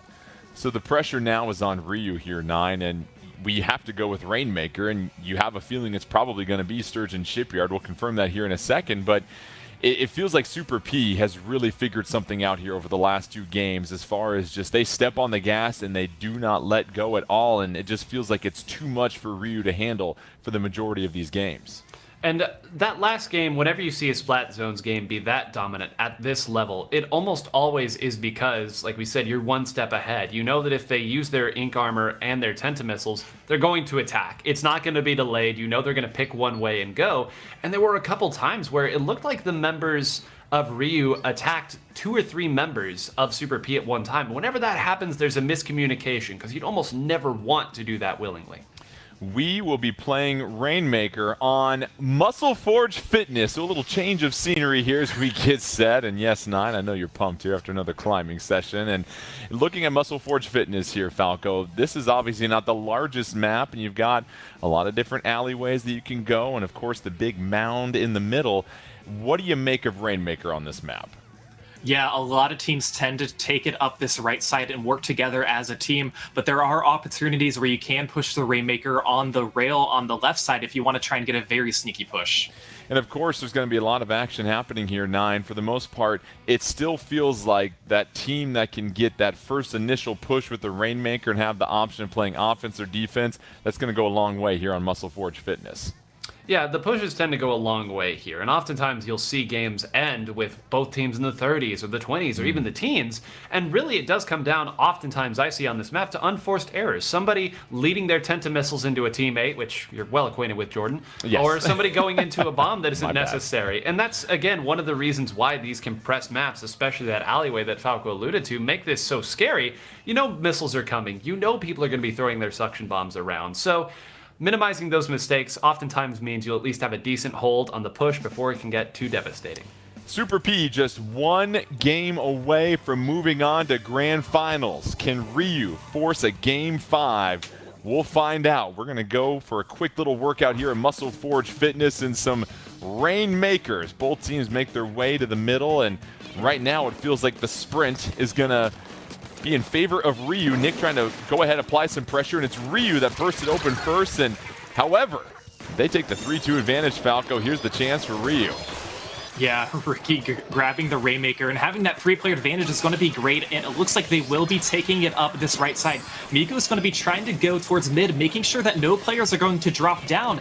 Ryu in a very good position. They have approached the 42, still getting 2 players, and Ricky pushing up. Is this going to be a very quick KO? No, they are going to go down with 13 remaining. Yeah, Ryu stopped in the key before they could get to the hoop here, and here is Leo trying to push forward, and now it is 4-2 on the map for Super P, and Leo just hanging out right now at the moment. Here comes some Tenta missiles for support, and it was some nice defense here, 9, but Super P, they have got a very high hill to climb here. You basically have to get a knockout to win this game. Yep, and I mean, this is Muscle Forge Fitness Rainmaker. It's why people tend to enjoy it here, amongst the people who enjoy Rainmaker, because again, all you need is one advantage in terms of how the push starts, and you can really start to snowball this and stagger the opponent's spawn. You get great access to it, and most of the other time, you're going to see a lot of this. People throwing bombs at mid, trying not to go down to one of those unforced errors, and they've done a great job of exchanging so far. Nick caught in a tough place there between a Booyah bomb and some Tenta missiles, but able to pick up the pick against Super P. But here comes Leo at this point, moving the Rainmaker, and Super P trying to get their first points of the game, and looks like they're going to go up this right-hand side as well too, Falco. They are, but there's somebody trying to get them from behind, but no, they are able to take out the end zap. And once again, 3 players down. Is this going to be a repeat of what we just saw? No, they're going to get closer to the podium. Are they going to get the knockout? No, getting all the way to 5. Stuffed at the rim while trying to dunk a volleyball right there, 9. They almost had it, but it's Super P that now holds the keys to this game here. 5-13 as far as the score. Both teams really making quick work on these pushes, but it's going to be very tough for Ryu to come back in this one because you saw such a quick response by Super P, 9. Yeah, and unbelievable there. The camera had panned away there. I feel like Synapse may have gotten a 1v2 up there at the top. It looked like the push was going to stop before it could really even get going. But Synapse, one of the finest players of that Kensa 52 gal in the game, able to push forward for the team, and now going to have to get some creativity from Ryu if they want to get this push going. Ricky unable to get the pick, but applying some pressure. There you go. Takes care of business against Synapse, and Ricky moving around to the left-hand side of the middle of the stage and feeling a little bit of pressure, backing up. 3-3 on the map. Just over 2 minutes left here. Lead for Super P. And let's see if Ryu can organize here right now, Falco, and get something going, but it just seems like once again, Super P, they've got to find something to make sure that they can play a little defense here. You can't give up the lead at this moment. That's right, and Super P is doing a great job just controlling this mid area and keeping this Rainmaker exactly where it is. Ryu is having a very hard time trying to break in. They're going to need to build their specials, use them, push in, try and pick up this Rainmaker, but at the same time, Super P knows that's what they're going to be doing, and they have 2 specials of their own. And you see the pick on the left-hand side, Juan going down, so now that's going to be a 4-3 advantage for Ryu. Here is Nick getting a little bit of help from that Ink Storm, able to retreat before they get splatted. Suction bomb coming down. Nick trying to go around the barrier here at the moment for a little cover. Oh, gets picked off by the blaster and the 52 gal. Nice little 1-2 combo. So we'll see here. 9. If you're Super P at this point, you have to continue to think offense. You can't relax and just strictly focus on getting stops. As, oh my goodness, Synapse going on an absolute tear. I mean, this is exactly what we said earlier. One of the finest players with this weapon. How's about another one to keep the streak going? But it just seems like right now the members of Ryu are a little bit disconnected. When Nick was making that attack, there was nobody else to assist with that. Jumped into 2 players, and now finally when the scramble situation starts, Synapse knows where everybody is. So Synapse just putting in absolute work and dominating at about the 1 minute mark is going to force Ryu to really have to do something special here. 30 seconds left. Super P with the Rainmaker, and now it's going to be very difficult for Ryu. They've got 3-3 on the map, 2 specials ready to go here, but that Rainmaker in that spot, it's going to be tough just to burst it here at this moment. Very difficult situation for Ryu, isn't it, Falco? It certainly is, and like you said, just about 10 seconds left when you know you're trying to face a player who already has 14 splats in assists, but this is going to be Ryu's last opportunity to take down the Rainmaker. It looks like they're going to be opting to take it on this right side as we now start overtime. Some specials are now being used, and Ryu members are all split up. Some have even pushed farther up towards the right, but there is a path that's created for them. They're going to have to wait for this Ryu bomb to go through. Miku is now there to help support, and now members of Super P are trying to respawn and get back here. Ricky trying to be the hero. Ryu trying to keep their tournament hopes alive. Ricky has to push forward. They're trying to make some room. Here is Nick and Kiwi providing some support. We're in overtime. No room for mistakes. Ricky trying to push forward. That blaster trying to keep them at bay. Still hanging on. Oh no, Ricky is starting to get caught in the corner. Super jumping coming in. Here comes Miku. Here is the splash wall coming up. Ricky just hanging on here. An unbelievable view of a team scrambling for their lives, but no. Looks like Ricky's going to face a 2-on-1, and that will do it. And 9 finally cornered in the maze. You got to applaud the effort by Ryu, but Super P able to do just enough down the stretch on defense. What an exhilarating finish to that game. And it is so rare that over the course of one push, you will see 3 members all get splatted, super jump back in, and then all get splatted again. Typically, the game ends before that can happen, but that just shows you all you need to know about the patience of Super P and the composure of Super P. To understand, it's okay if we go 1 down as long as it's a trade. We have the numbers advantage. That Rainmaker cannot get through. They have to knock it out in order to win. Eventually, the timer's going to run out, or we're going to take it out. Let's just sit back. We don't need to make the unforced errors. They did a great job, and, well, they've been here before. Grand Finals, Super P.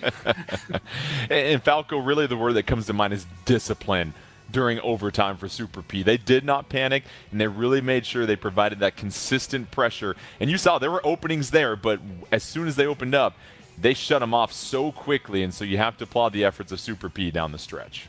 Yeah, absolutely. And the patience of Ryu, too. I don't know how much time was left on that Rainmaker, but I can't imagine that there was much time left because Super P just came in at the end and swarmed them and got the win. Let's go ahead and check out the updated bracket now that Super P has been able to take care of business against Ryu after dropping the very first game. They win 3 straight, and it'll be DNA versus Super P, and you get the sense that you're watching Super P improve in front of your eyes. We'll see if they can get that elusive championship. We'll go ahead and step aside for a moment, but when we come back, Grand Finals, best of 7, first team to 4, DNA versus Super P. We'll bring you all the fun as we continue along on event number 3 for the Splatoon 2 Inkopolis Showdown 2022.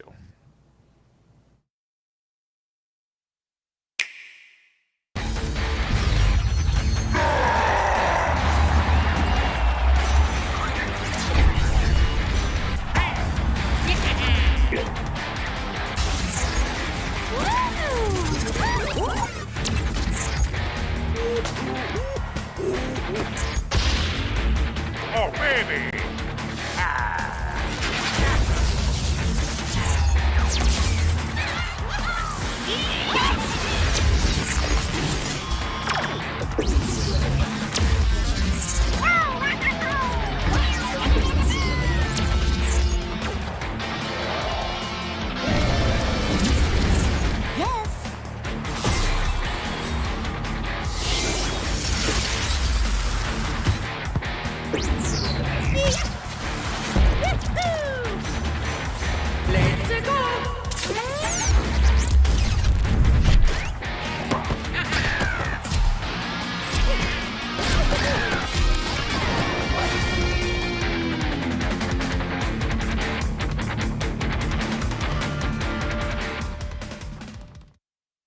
Greetings trainers! This July, it will be 1 year since the launch of Pokemon Unite.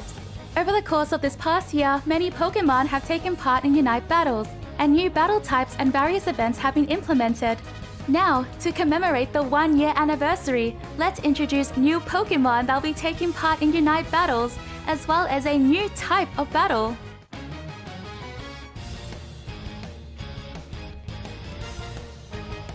Glaceon joins Unite battles starting July 21st.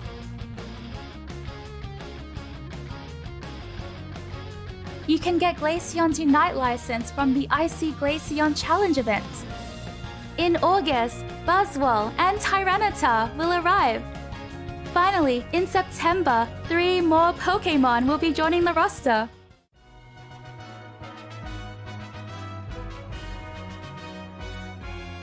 Presenting a new type of quick battle, Boss Rush. Team up with players to defeat powerful boss Pokemon. Unite squads will also be able to compete for rankings in Boss Rush. Try to make it to the top of the rankings.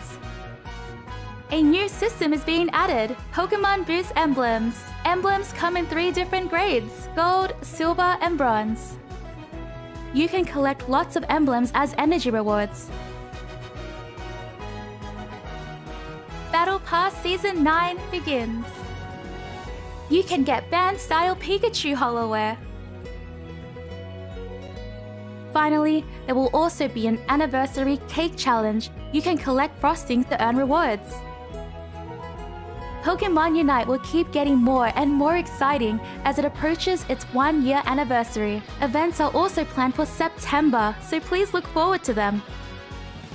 During the first anniversary celebration campaign, you can get Unite licenses and Holoware for Pikachu, Blastoise, Lucario, Snorlax, and Sylveon. Also, this is a good time to play with friends. We have lots of great events that are even more fun if you play together. And many more campaigns and events are on the way. Please visit the official Pokemon Unite website for more information about the events and campaigns planned for the 1 year anniversary.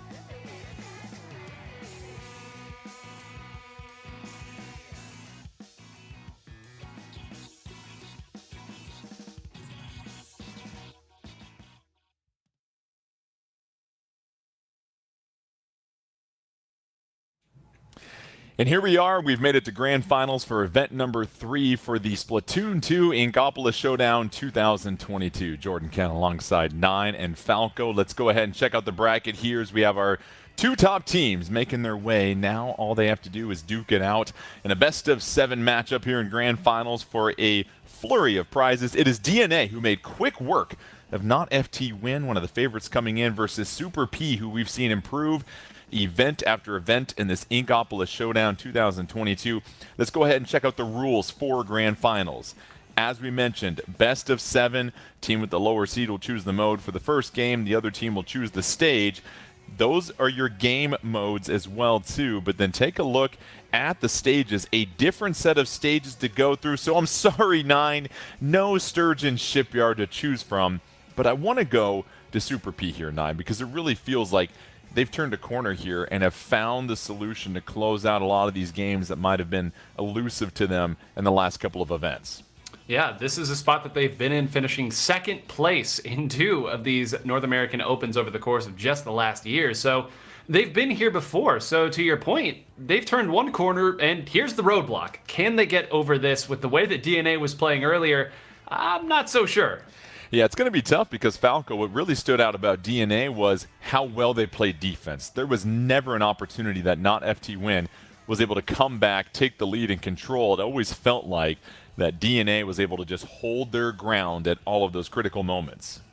Yeah, certainly. And I mean, when you get that 3-0 win over a team as competitive as Not FT Win, that just makes it that much better for you. In Super P, they know they're taking on a team that took down Not FT Win, so that's got to be another thing to think about. So as we get set for the game mode and map here, for Super P, it's really been 9, almost this ultra-aggressive type of play here where they continue to play very effectively on offense, and they really don't slow down. That's when it seems like Super P is at their best. Yeah, it's when Super P is at their best, and that's one of the reasons why this is such an intriguing matchup, because everything that we've said about DNA is, hey, a little opening goes a long way. Once they get their momentum going, they're so difficult to stop. Not only did they play great defense last time, but every push they had made was also either a knockout or very, very close to it. So I'm actually really intrigued to see what Super P's answer for that is going to be. Yeah, it's the classic unstoppable force versus an immovable object. And so we're going to have Clam Blitz on the Reef, one of the classic stages here, Falco. What do you expect to see between these two teams on this map and mode? Yeah, I mean, it's going to be different than what we had seen in the previous semis. No Sturgeon Shipyard, like you said before. But, I mean, it's all about where you throw these power claims in, because there's a spot up here we call the car. And if you can get yourself in a good position and hide behind there, when a lot of the enemies have already dropped down, you're going to get a lot of claims in. Here we go. First game of Grand Finals. You've got DNA taking on Super P, both teams rushing towards the middle. DNA in the blue or the purple versus Super P in the yellow. Here is Landon already scooping up 7 claims here at the moment. 4-3 on the map. Early advantage for DNA. Landon dropping down below. This is an interesting situation, 9. You try to make sure you have that numbers advantage before you pick up that power clam, but oh my goodness, an early wipe for Super P. Whenever you get flanked from two sides at the same time, something has gone horribly wrong. There's something wrong with the G diffuser, and this is where Super P has an opportunity to make a big push here. Synapse is already pushing at the car and has some help from Thunder as well. Down goes Luke. Look at this. Juan is going to be able to almost unopposed fire some more clams in. Now Leo's come up as well. They have the splash wall, and they continue rotating so well, and they still have a couple members up. Thunder might score more. It's been that rotation for Super P that has guided them to Grand Finals, and how about the initial push, building a 65-point lead. Still a little bit of time left on that timer, but that is all you're looking for. Nice push here. Now it's up to DNA to see if they can respond, and it's a rare situation for them here, Falco, where they've got to really make sure they're on the offensive. Usually they're used to playing with the lead here. Certainly, and knowing that your opponents did all of that within a matter of 1 minute, that was the quickest we had seen a basket open so far today. But Super P trying to make something of their own once again, as they have the map control. And are they going to get another claim in? Yes, they are.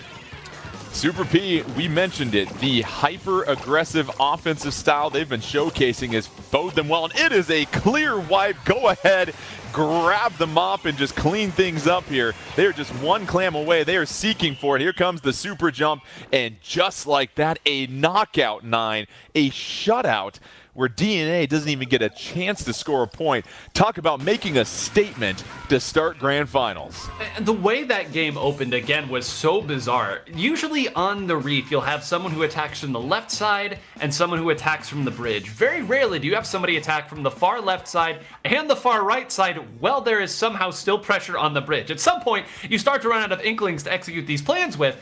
However, they found a way to do it so far, and it really did seem like every time there was a scrap, there was a skirmish or anything like that, none of the members of Super P went down. They survived, and again, to call out one name in particular, Synapse absolutely controlled the pace of that game from start to finish. Yeah, Falco, I wanted to ask you, as you really looked at some of the one-on-one action and what happened on the field of play while this basket was getting filled, what stood out to you about what Super P was able to accomplish? I mean, it's just the battle of getting the picks and getting the clams in at the same time. Not one or the other. They were able to take care of both of those at the same time. And I think what really stands out too, 9, is you're already filling the basket with clams. DNA knows where you're going to be at, but in order to not just get there, but then to have the time to fill the basket with clams, it really felt like DNA was shocked at how quickly Super P was able to organize and communicate for that initial push. And one of the reasons why it's so difficult to do it on Reef as well, you know, Falco completely called this right before the game even started. If you get control of your opponent's car, which is, you know, aptly the car right by your opponent's basket, you have to address that threat. Otherwise, you're not going to be able to come out to defend. And when you have a player like Synapse and Thunder who just rotate around there and always keep a presence there, if you don't address that, you're not going to be able to defend successfully. Not only were they not able to address it, they weren't even able to come close. So Super P, a team that got second last time in event number 2 of this Inkopolis Showdown, taking game 1 here against DNA. We'll see which game mode DNA will want to switch to. They choose tower control, and we will head to Starfish main stage. And this is a fun one. This is always one of my favorite ones here, Falco. What do you see here? Because it feels like one of the checkpoints in particular can be very difficult to clear. Yeah, certainly. And, you know, like we've said, for any mode, it's all about your positioning. But it's going to be really crucial to see where these teams can go, where they can put themselves. And you're right, it is all about the checkpoints and how well you can defend and progress through them. And it feels like, Nine, especially on Starfish main stage, if you're on defense, you're going to have the verticality over your opponent, because based upon your spawn, how, if you are advancing the tower, how do you best prepare for that onslaught when you're trying to move it forward here? Absolutely. It's a great question, and that's one of the things that I think people have sort of come around to with the advent of missiles, is you understand the opponent is almost certainly going to have at least one weapon that can fire Tenta-missiles, but if all they can do is fire Tenta-missiles, you can hop off the tower, hop back on, and be okay. So there will come a point in every push where the opponent is going to have to get a little bit more honest and a little more heavy-handed. So as long as you can adroitly move past those specials and identify when the opponent is going to dive onto the tower, you can usually extend it for a little while longer. And it feels like, Falco, for Super P, they have to get off to a good start, because it felt like DNA played a completely different type of game when they're having to play from behind. So it really feels like you've got to get that tower and then also make sure you secure some of those one-on-ones moving forward, because that's what's worked for Super P so far in this event number 3. Yeah, I mean, we saw it in game 1 on Claim Blitz on the Reef, exactly. I mean, if they can do exactly what they did during that game, get 2 flanks going at the same time, they can take care of the tower, get all the splats, and get the player advantage and progress through those checkpoints. All right, we are getting set for tower control. Starfish main stage. We'll see if Super P can build a 2-0 advantage in grand finals, or will DNA evolve their playstyle and try and figure out a solution to the offensive juggernaut that is Super P. Both teams rushing towards the middle of the map, and it feels like at this point here, Nine, are you more concerned about the tower, or are you putting yourself in a strategic position to pick off a few of the opponents? Well, I think certainly here at the start, you just want to not get flanked like you saw at the beginning of that last game. Already their Kensa 52 player has gone down, and Landon, one of the other players here that can really take control of the map with the Splattershot Jr. has already had to back up, and now look at this. They are able to thankfully take out the attacker early, so that's going to take the bite out of this push here, and it does look like they've been able to take 2 members down, but I would be very, very happy just to escape with this one without too many points from the opponent. Landon able to get the splat right there with Splat Bomb, and then all of a sudden it's Thunder getting a little bit of help, and just like that, Super P right back on the tower, getting to that first checkpoint. You see Thunder dropping down. Here come those Tenta-missiles. That'll make it a little bit harder for DNA to get in their defensive positions, and one more splat for good measure. 2-1 on the map. Nice little response here, Falco, from Super P when they almost lost the tower. It certainly is, and they're doing a great job making sure that they have the player advantage and painting in front of the tower. That is very important. And now they're going to be charging up these specials, and just as quickly they get to the second checkpoint too. But DNA trying to apply some more pressure, but Super P still using their own specials and quickly get through that second checkpoint. You see Landon trying to get a little bit closer, but obviously doesn't have the range from back there to threaten the tower. And now it is checkpoint number 3 for Super P. Not even slowed down. You see Leo up top finally gets splattered, but there they do it. They clear the checkpoint, and how about the haymaker and knockout by Super P? They do it again, Nine. artful. Every part of that push was so well executed. You saw they threw the Booyah Bomb to make sure that the long-range weapons from DNA couldn't get set up. At that point, once they rotate back and get around the missiles that DNA had fired, they have their own missiles. They use those missiles to then push an attacker up onto the grates. And then finally, once it all comes down, they've got their Tri-Slosher sitting below doing exactly what that Tri-Slosher is going to do, which is hit anyone who is above them. And you just can't draw it up any better than that from an attacking side. I mean, I'm certain there were some mistakes that DNA made, but you cannot attack any better than that. And what stood out to me, Falco, was the fact that Super P was able to push Leo back to where that splatter shot wasn't effective at any point, because you saw how far away Leo was, couldn't threaten the tower. That's basically losing a member of your team, because Super P was just able to continue to push and push and push, and the offense paying off once again for Super P. Exactly, and one of Super P's most aggressive player, there's one on the Tri-Slosher, getting the most splats and assists. They pushed up the furthest, and that's really what got the tower past the first 2 checkpoints, and obviously helped along with the 3rd checkpoint too, and get the KO. All right, brings up game 3. We'll figure out what game mode that we're going to see from DNA here. Super P will change the map, and what you saw, Nine, is they didn't repeat things on the Reef. They had no problem switching over to Starfish main stage, and so if you're DNA, you really got to think about some stuff here, because you've kind of been dominated 2 games in a row, which is surprising considering what we saw them do to not FT win. Yeah, I'll be really interested in seeing what Helix in particular plays, because Helix is their charger player. That time went back over to the Bamboozler, but previously we saw a devastating splatter scope be played, and I know part of that was because we were on very strong Stingray maps, but we also saw an E-leader when it came to Splat Zone, so be very interested. I think that that's a player who really needs to come up big if they're going to right the ship. All right, we have got Splat Zones on the Reef coming up here, so just a little old school Splatoon 2 coming right here in this game 3, and for here, obviously the bridge, Falco, is where it all comes down to. Control of the bridge, whether you're below or above. How do you make sure you secure this zone and also force the opponent out? I mean, you get players like Juan who are able to take the bridge and just drop paint down on the zone and keep an eye out for it. So again, if Super P did exactly like they did in Game 1 on Claim Blitz, they're not going to have a hard time. As we've said before, Nine, Super P, it really feels like they just continue to play hyper offense. That's the difference that I've seen from Event 3 to Event 2. And right now, you talk about momentum, you talk about confidence. This is what's really fueling Super P. You get the sense that they feel like they could beat anybody at this moment. And I'd be hard-pressed to tell them that they're wrong with the way that they've been playing here. And there are so many of these engagements where they're just able to survive and survive very healthily. There is no telling what happens in either of those pushes if one goes down early, if a Wayward Bomb is able to take out Synapse, if the armor even gets taken off too early. So again, they're firing on all cylinders, and this is what it can look like. You can have 2 similarly matched teams, but then the execution comes in and it looks like they're not evenly matched teams. I promise you, these players have played against each other many times and traded blows over and over, but so far it has been Super P's day. All right, we're getting set for Splat Zones on the Reef. Super P trying to take a commanding 3-0 lead. Can DNA finally get things gathered together here and make it a 2-1 lineup here in Grand Finals? We'll see. They're both rushing here. And Nine, you mentioned you were looking at the loadouts. Anything come to mind for you?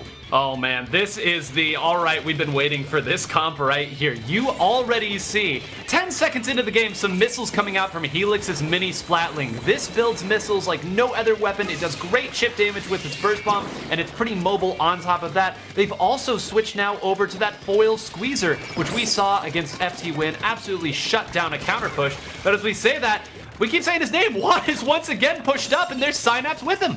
And Juan, a huge pick on Landon, and now it is Super P securing both the zones. And this is what's interesting about this map here, Falco. It's a dual zone map, and that can always change things up. And now we see DNA finally gathering things up. 4-3 advantage. Feels like here's an opportunity for them to get back into the game, but it's quickly snuffed out by Super P once again.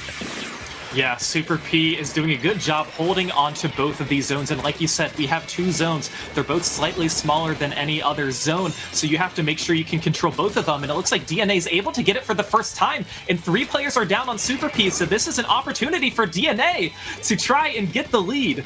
Oh, Luke out, baby. A double splat for Luke as all of a sudden DNA starting to storm back into this game 3.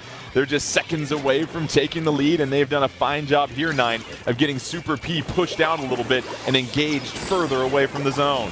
We will talk afterwards about that pun, but this has all started because they were able to take out Leo when Leo was trying to defend one side of the map there. It was really the first mistake I've seen Leo make, and this all really has come from that uncertainty, which is where DNA thrives here. When there's the skirmishes, when there's the scrappiness, that is when they're able to find their avenues of attack. Now that it's gotten back to much more of a set play scenario where both sides know where the attacks are coming from, this is where Super P has really thrived. And don't count Super P out. They were up 3-2 on the map here for a moment, and they are chewing away at this penalty here, but let's see if they can sort of fortify the zone here. You didn't get the feeling that they were able to really keep DNA out as much last time, Falco, and just like that, here comes DNA roaring back into the match.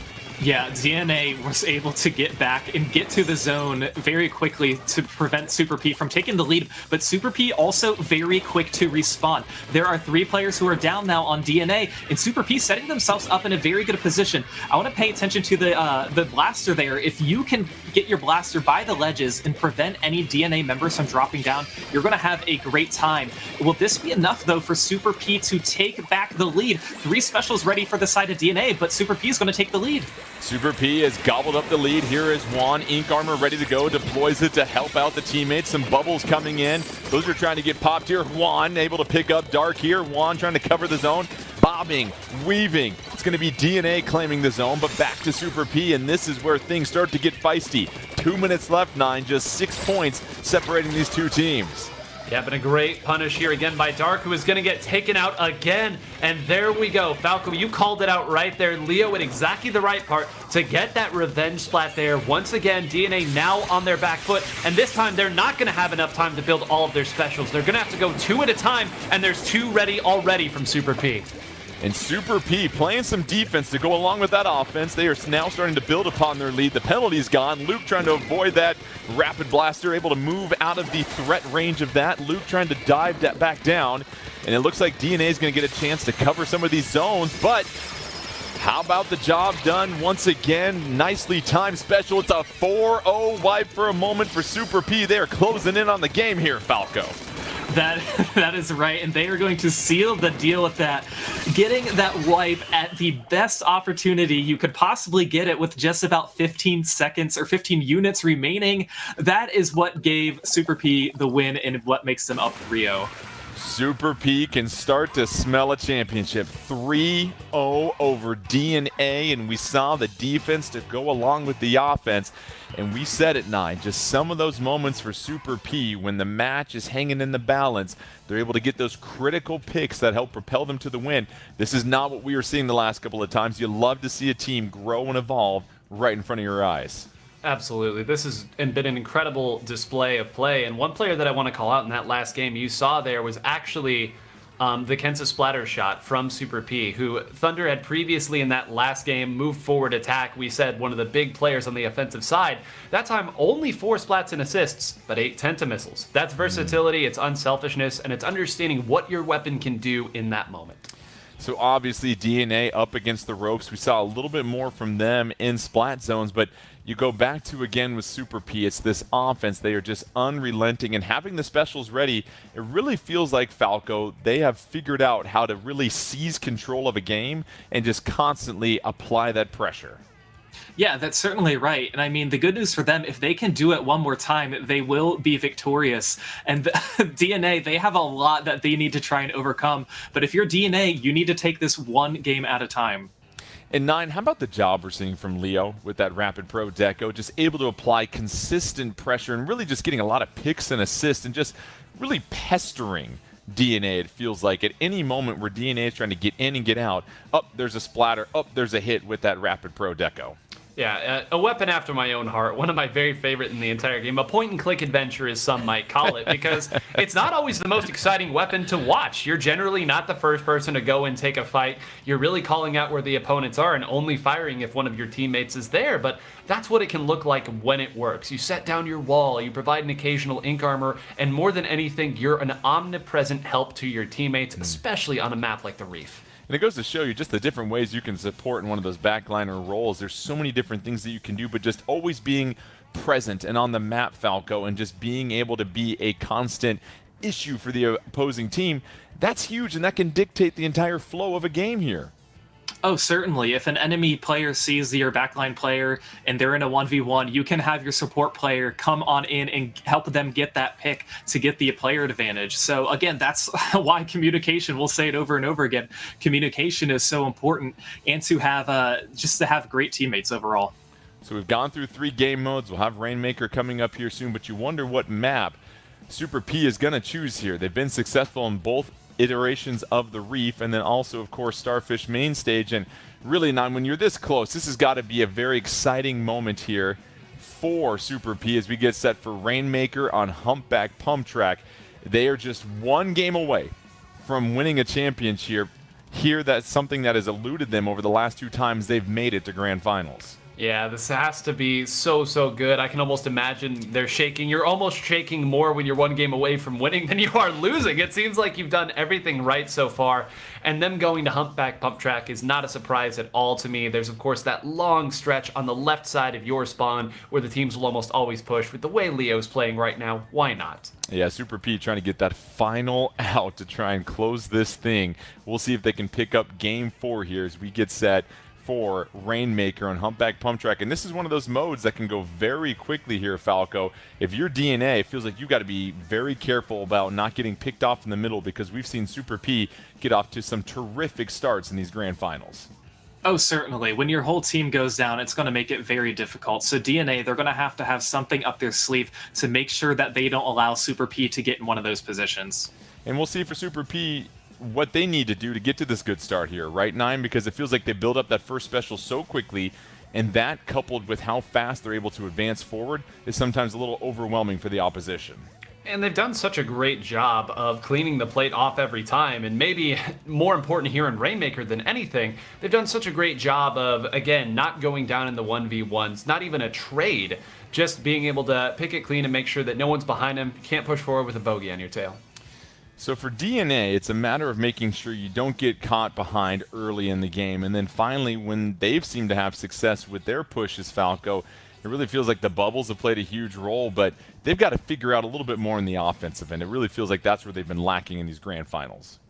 Certainly, and you know, this map mode combo, there are certain specials that are maybe more viable than others, so we could very well see a Stingray to help support the aid and push the Rainmaker towards the objective, but we'll see. Game 4.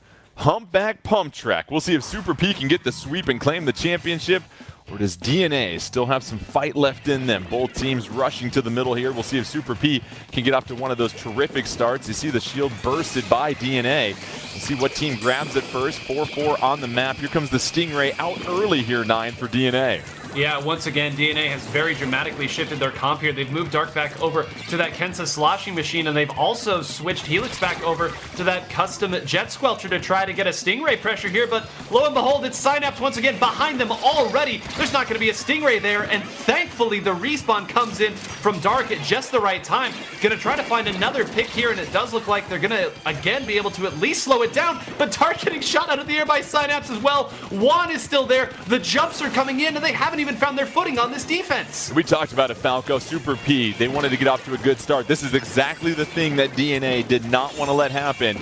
Super P sticking to it, trying to go for the dunk for the championship. Thunder trying to find a sliver to get up, and Thunder throwing down for the championship of the Splatoon 2 Inkopolis Showdown 2022. Super P finally able to climb that hill and get to the top, and they do it in emphatic fashion. How dominant, Falco, did they look in these grand finals? I mean, extremely dominant. In the 2 modes that you're able to control the pace, Clam Blitz and Rainmaker, they just showed so much more aggression, and those were the games that really, they sealed the deal. They got the win. So just like that, Rainmaker, 9, you said it early, if you blinked, you missed it. Super P, a 4-0 sweep in grand finals. Let's go ahead and check out the bracket just for good measure. Document it, write it, screenshot it. Super P is your champion after finishing second last time. They take care of business against DNA, who swept not FT win. 3 of their 4 members had been at the peak of Splatoon 2 competitive play. So when you talk about the evolution of new teams here, Nine, that are starting to rise to the forefront of Splatoon 2, and as we make this transition to Splatoon 3 here soon, you've got to love what Super P accomplished today. Yeah, and to have the level of execution they did, right? We can talk forever about this comp should do this. On this map, you want this weapon. But at a certain point, you have to do all the little things right. And it's so difficult to, again, truly quantify exactly how well Super P was playing today. Almost no mistakes at any point. Maybe once or twice they overextended, but the survivability, and even there at the end, some of the best evasion I've ever seen by a Rainmaker carrier. Thunder, who one game was leading the way with lots of splats, then came back and fired a lot of missiles, and then at the end to be able to maneuver around with the Rainmaker. All of the players on Super P capable of that, and that is, I mean, why they got such a dominant victory today. I'm speechless. It's incredible. Yeah, very impressive stuff. Falco, a closing thought from you from what we saw from Super P. I mean, this was just remarkable. They dropped their first game in semifinals and then win 7 straight untouched to claim the championship. Yeah, anytime you win 7 games in a row, honestly, it doesn't even matter where it is in the bracket, is very impressive. But if you're able to do it in semis and in finals, you deserve the win. You deserve the victory. Well, congratulations to Super P. They are the champions for Event 3 of the Splatoon 2 Inkopolis Showdown 2022. Don't forget, we'll have Event 4 coming next week for myself, Nine, and Falco. A huge shout out to our production team as well, too. An excellent job there. Don't forget to keep tuning in to Nintendo Versus for more Nintendo competitive action. From all of us here, enjoy the rest of your weekend, and congratulations once again to not only all the teams, but especially Super P on getting the championship today.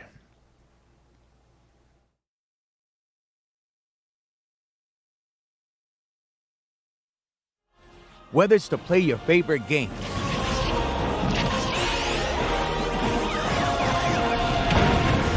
to play for school pride,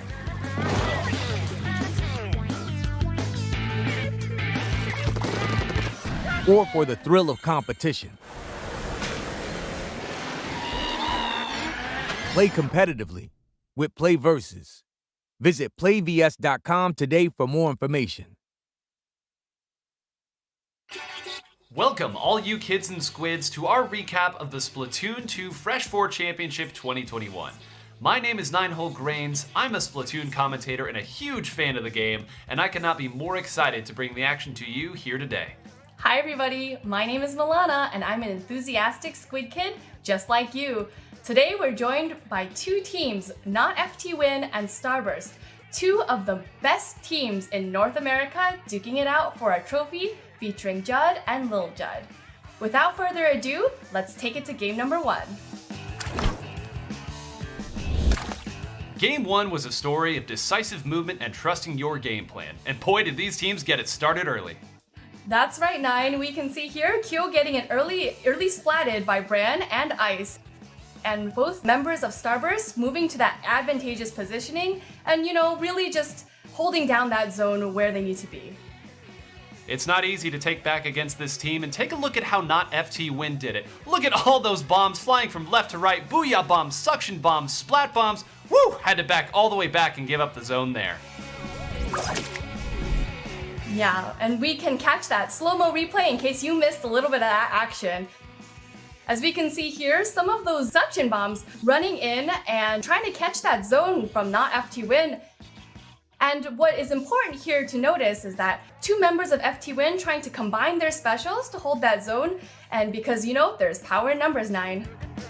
There absolutely is power in numbers. I see what you did there, and this is actually a strategy that they used multiple times throughout this game. We actually have it from the perspective of Bagel this time, who is lined all the way back, tossing the suction bombs from as far away as possible, understanding that they need to stay on the map if they want to take the zone. At the corner of your eye, you'll also see that Kyo had jumped down with another bomb rush as well. It was just enough to take the zone back as they were on the verge of defeat. With just over 10 seconds left, they bought themselves some more time. And like we said, positioning, positioning, positioning.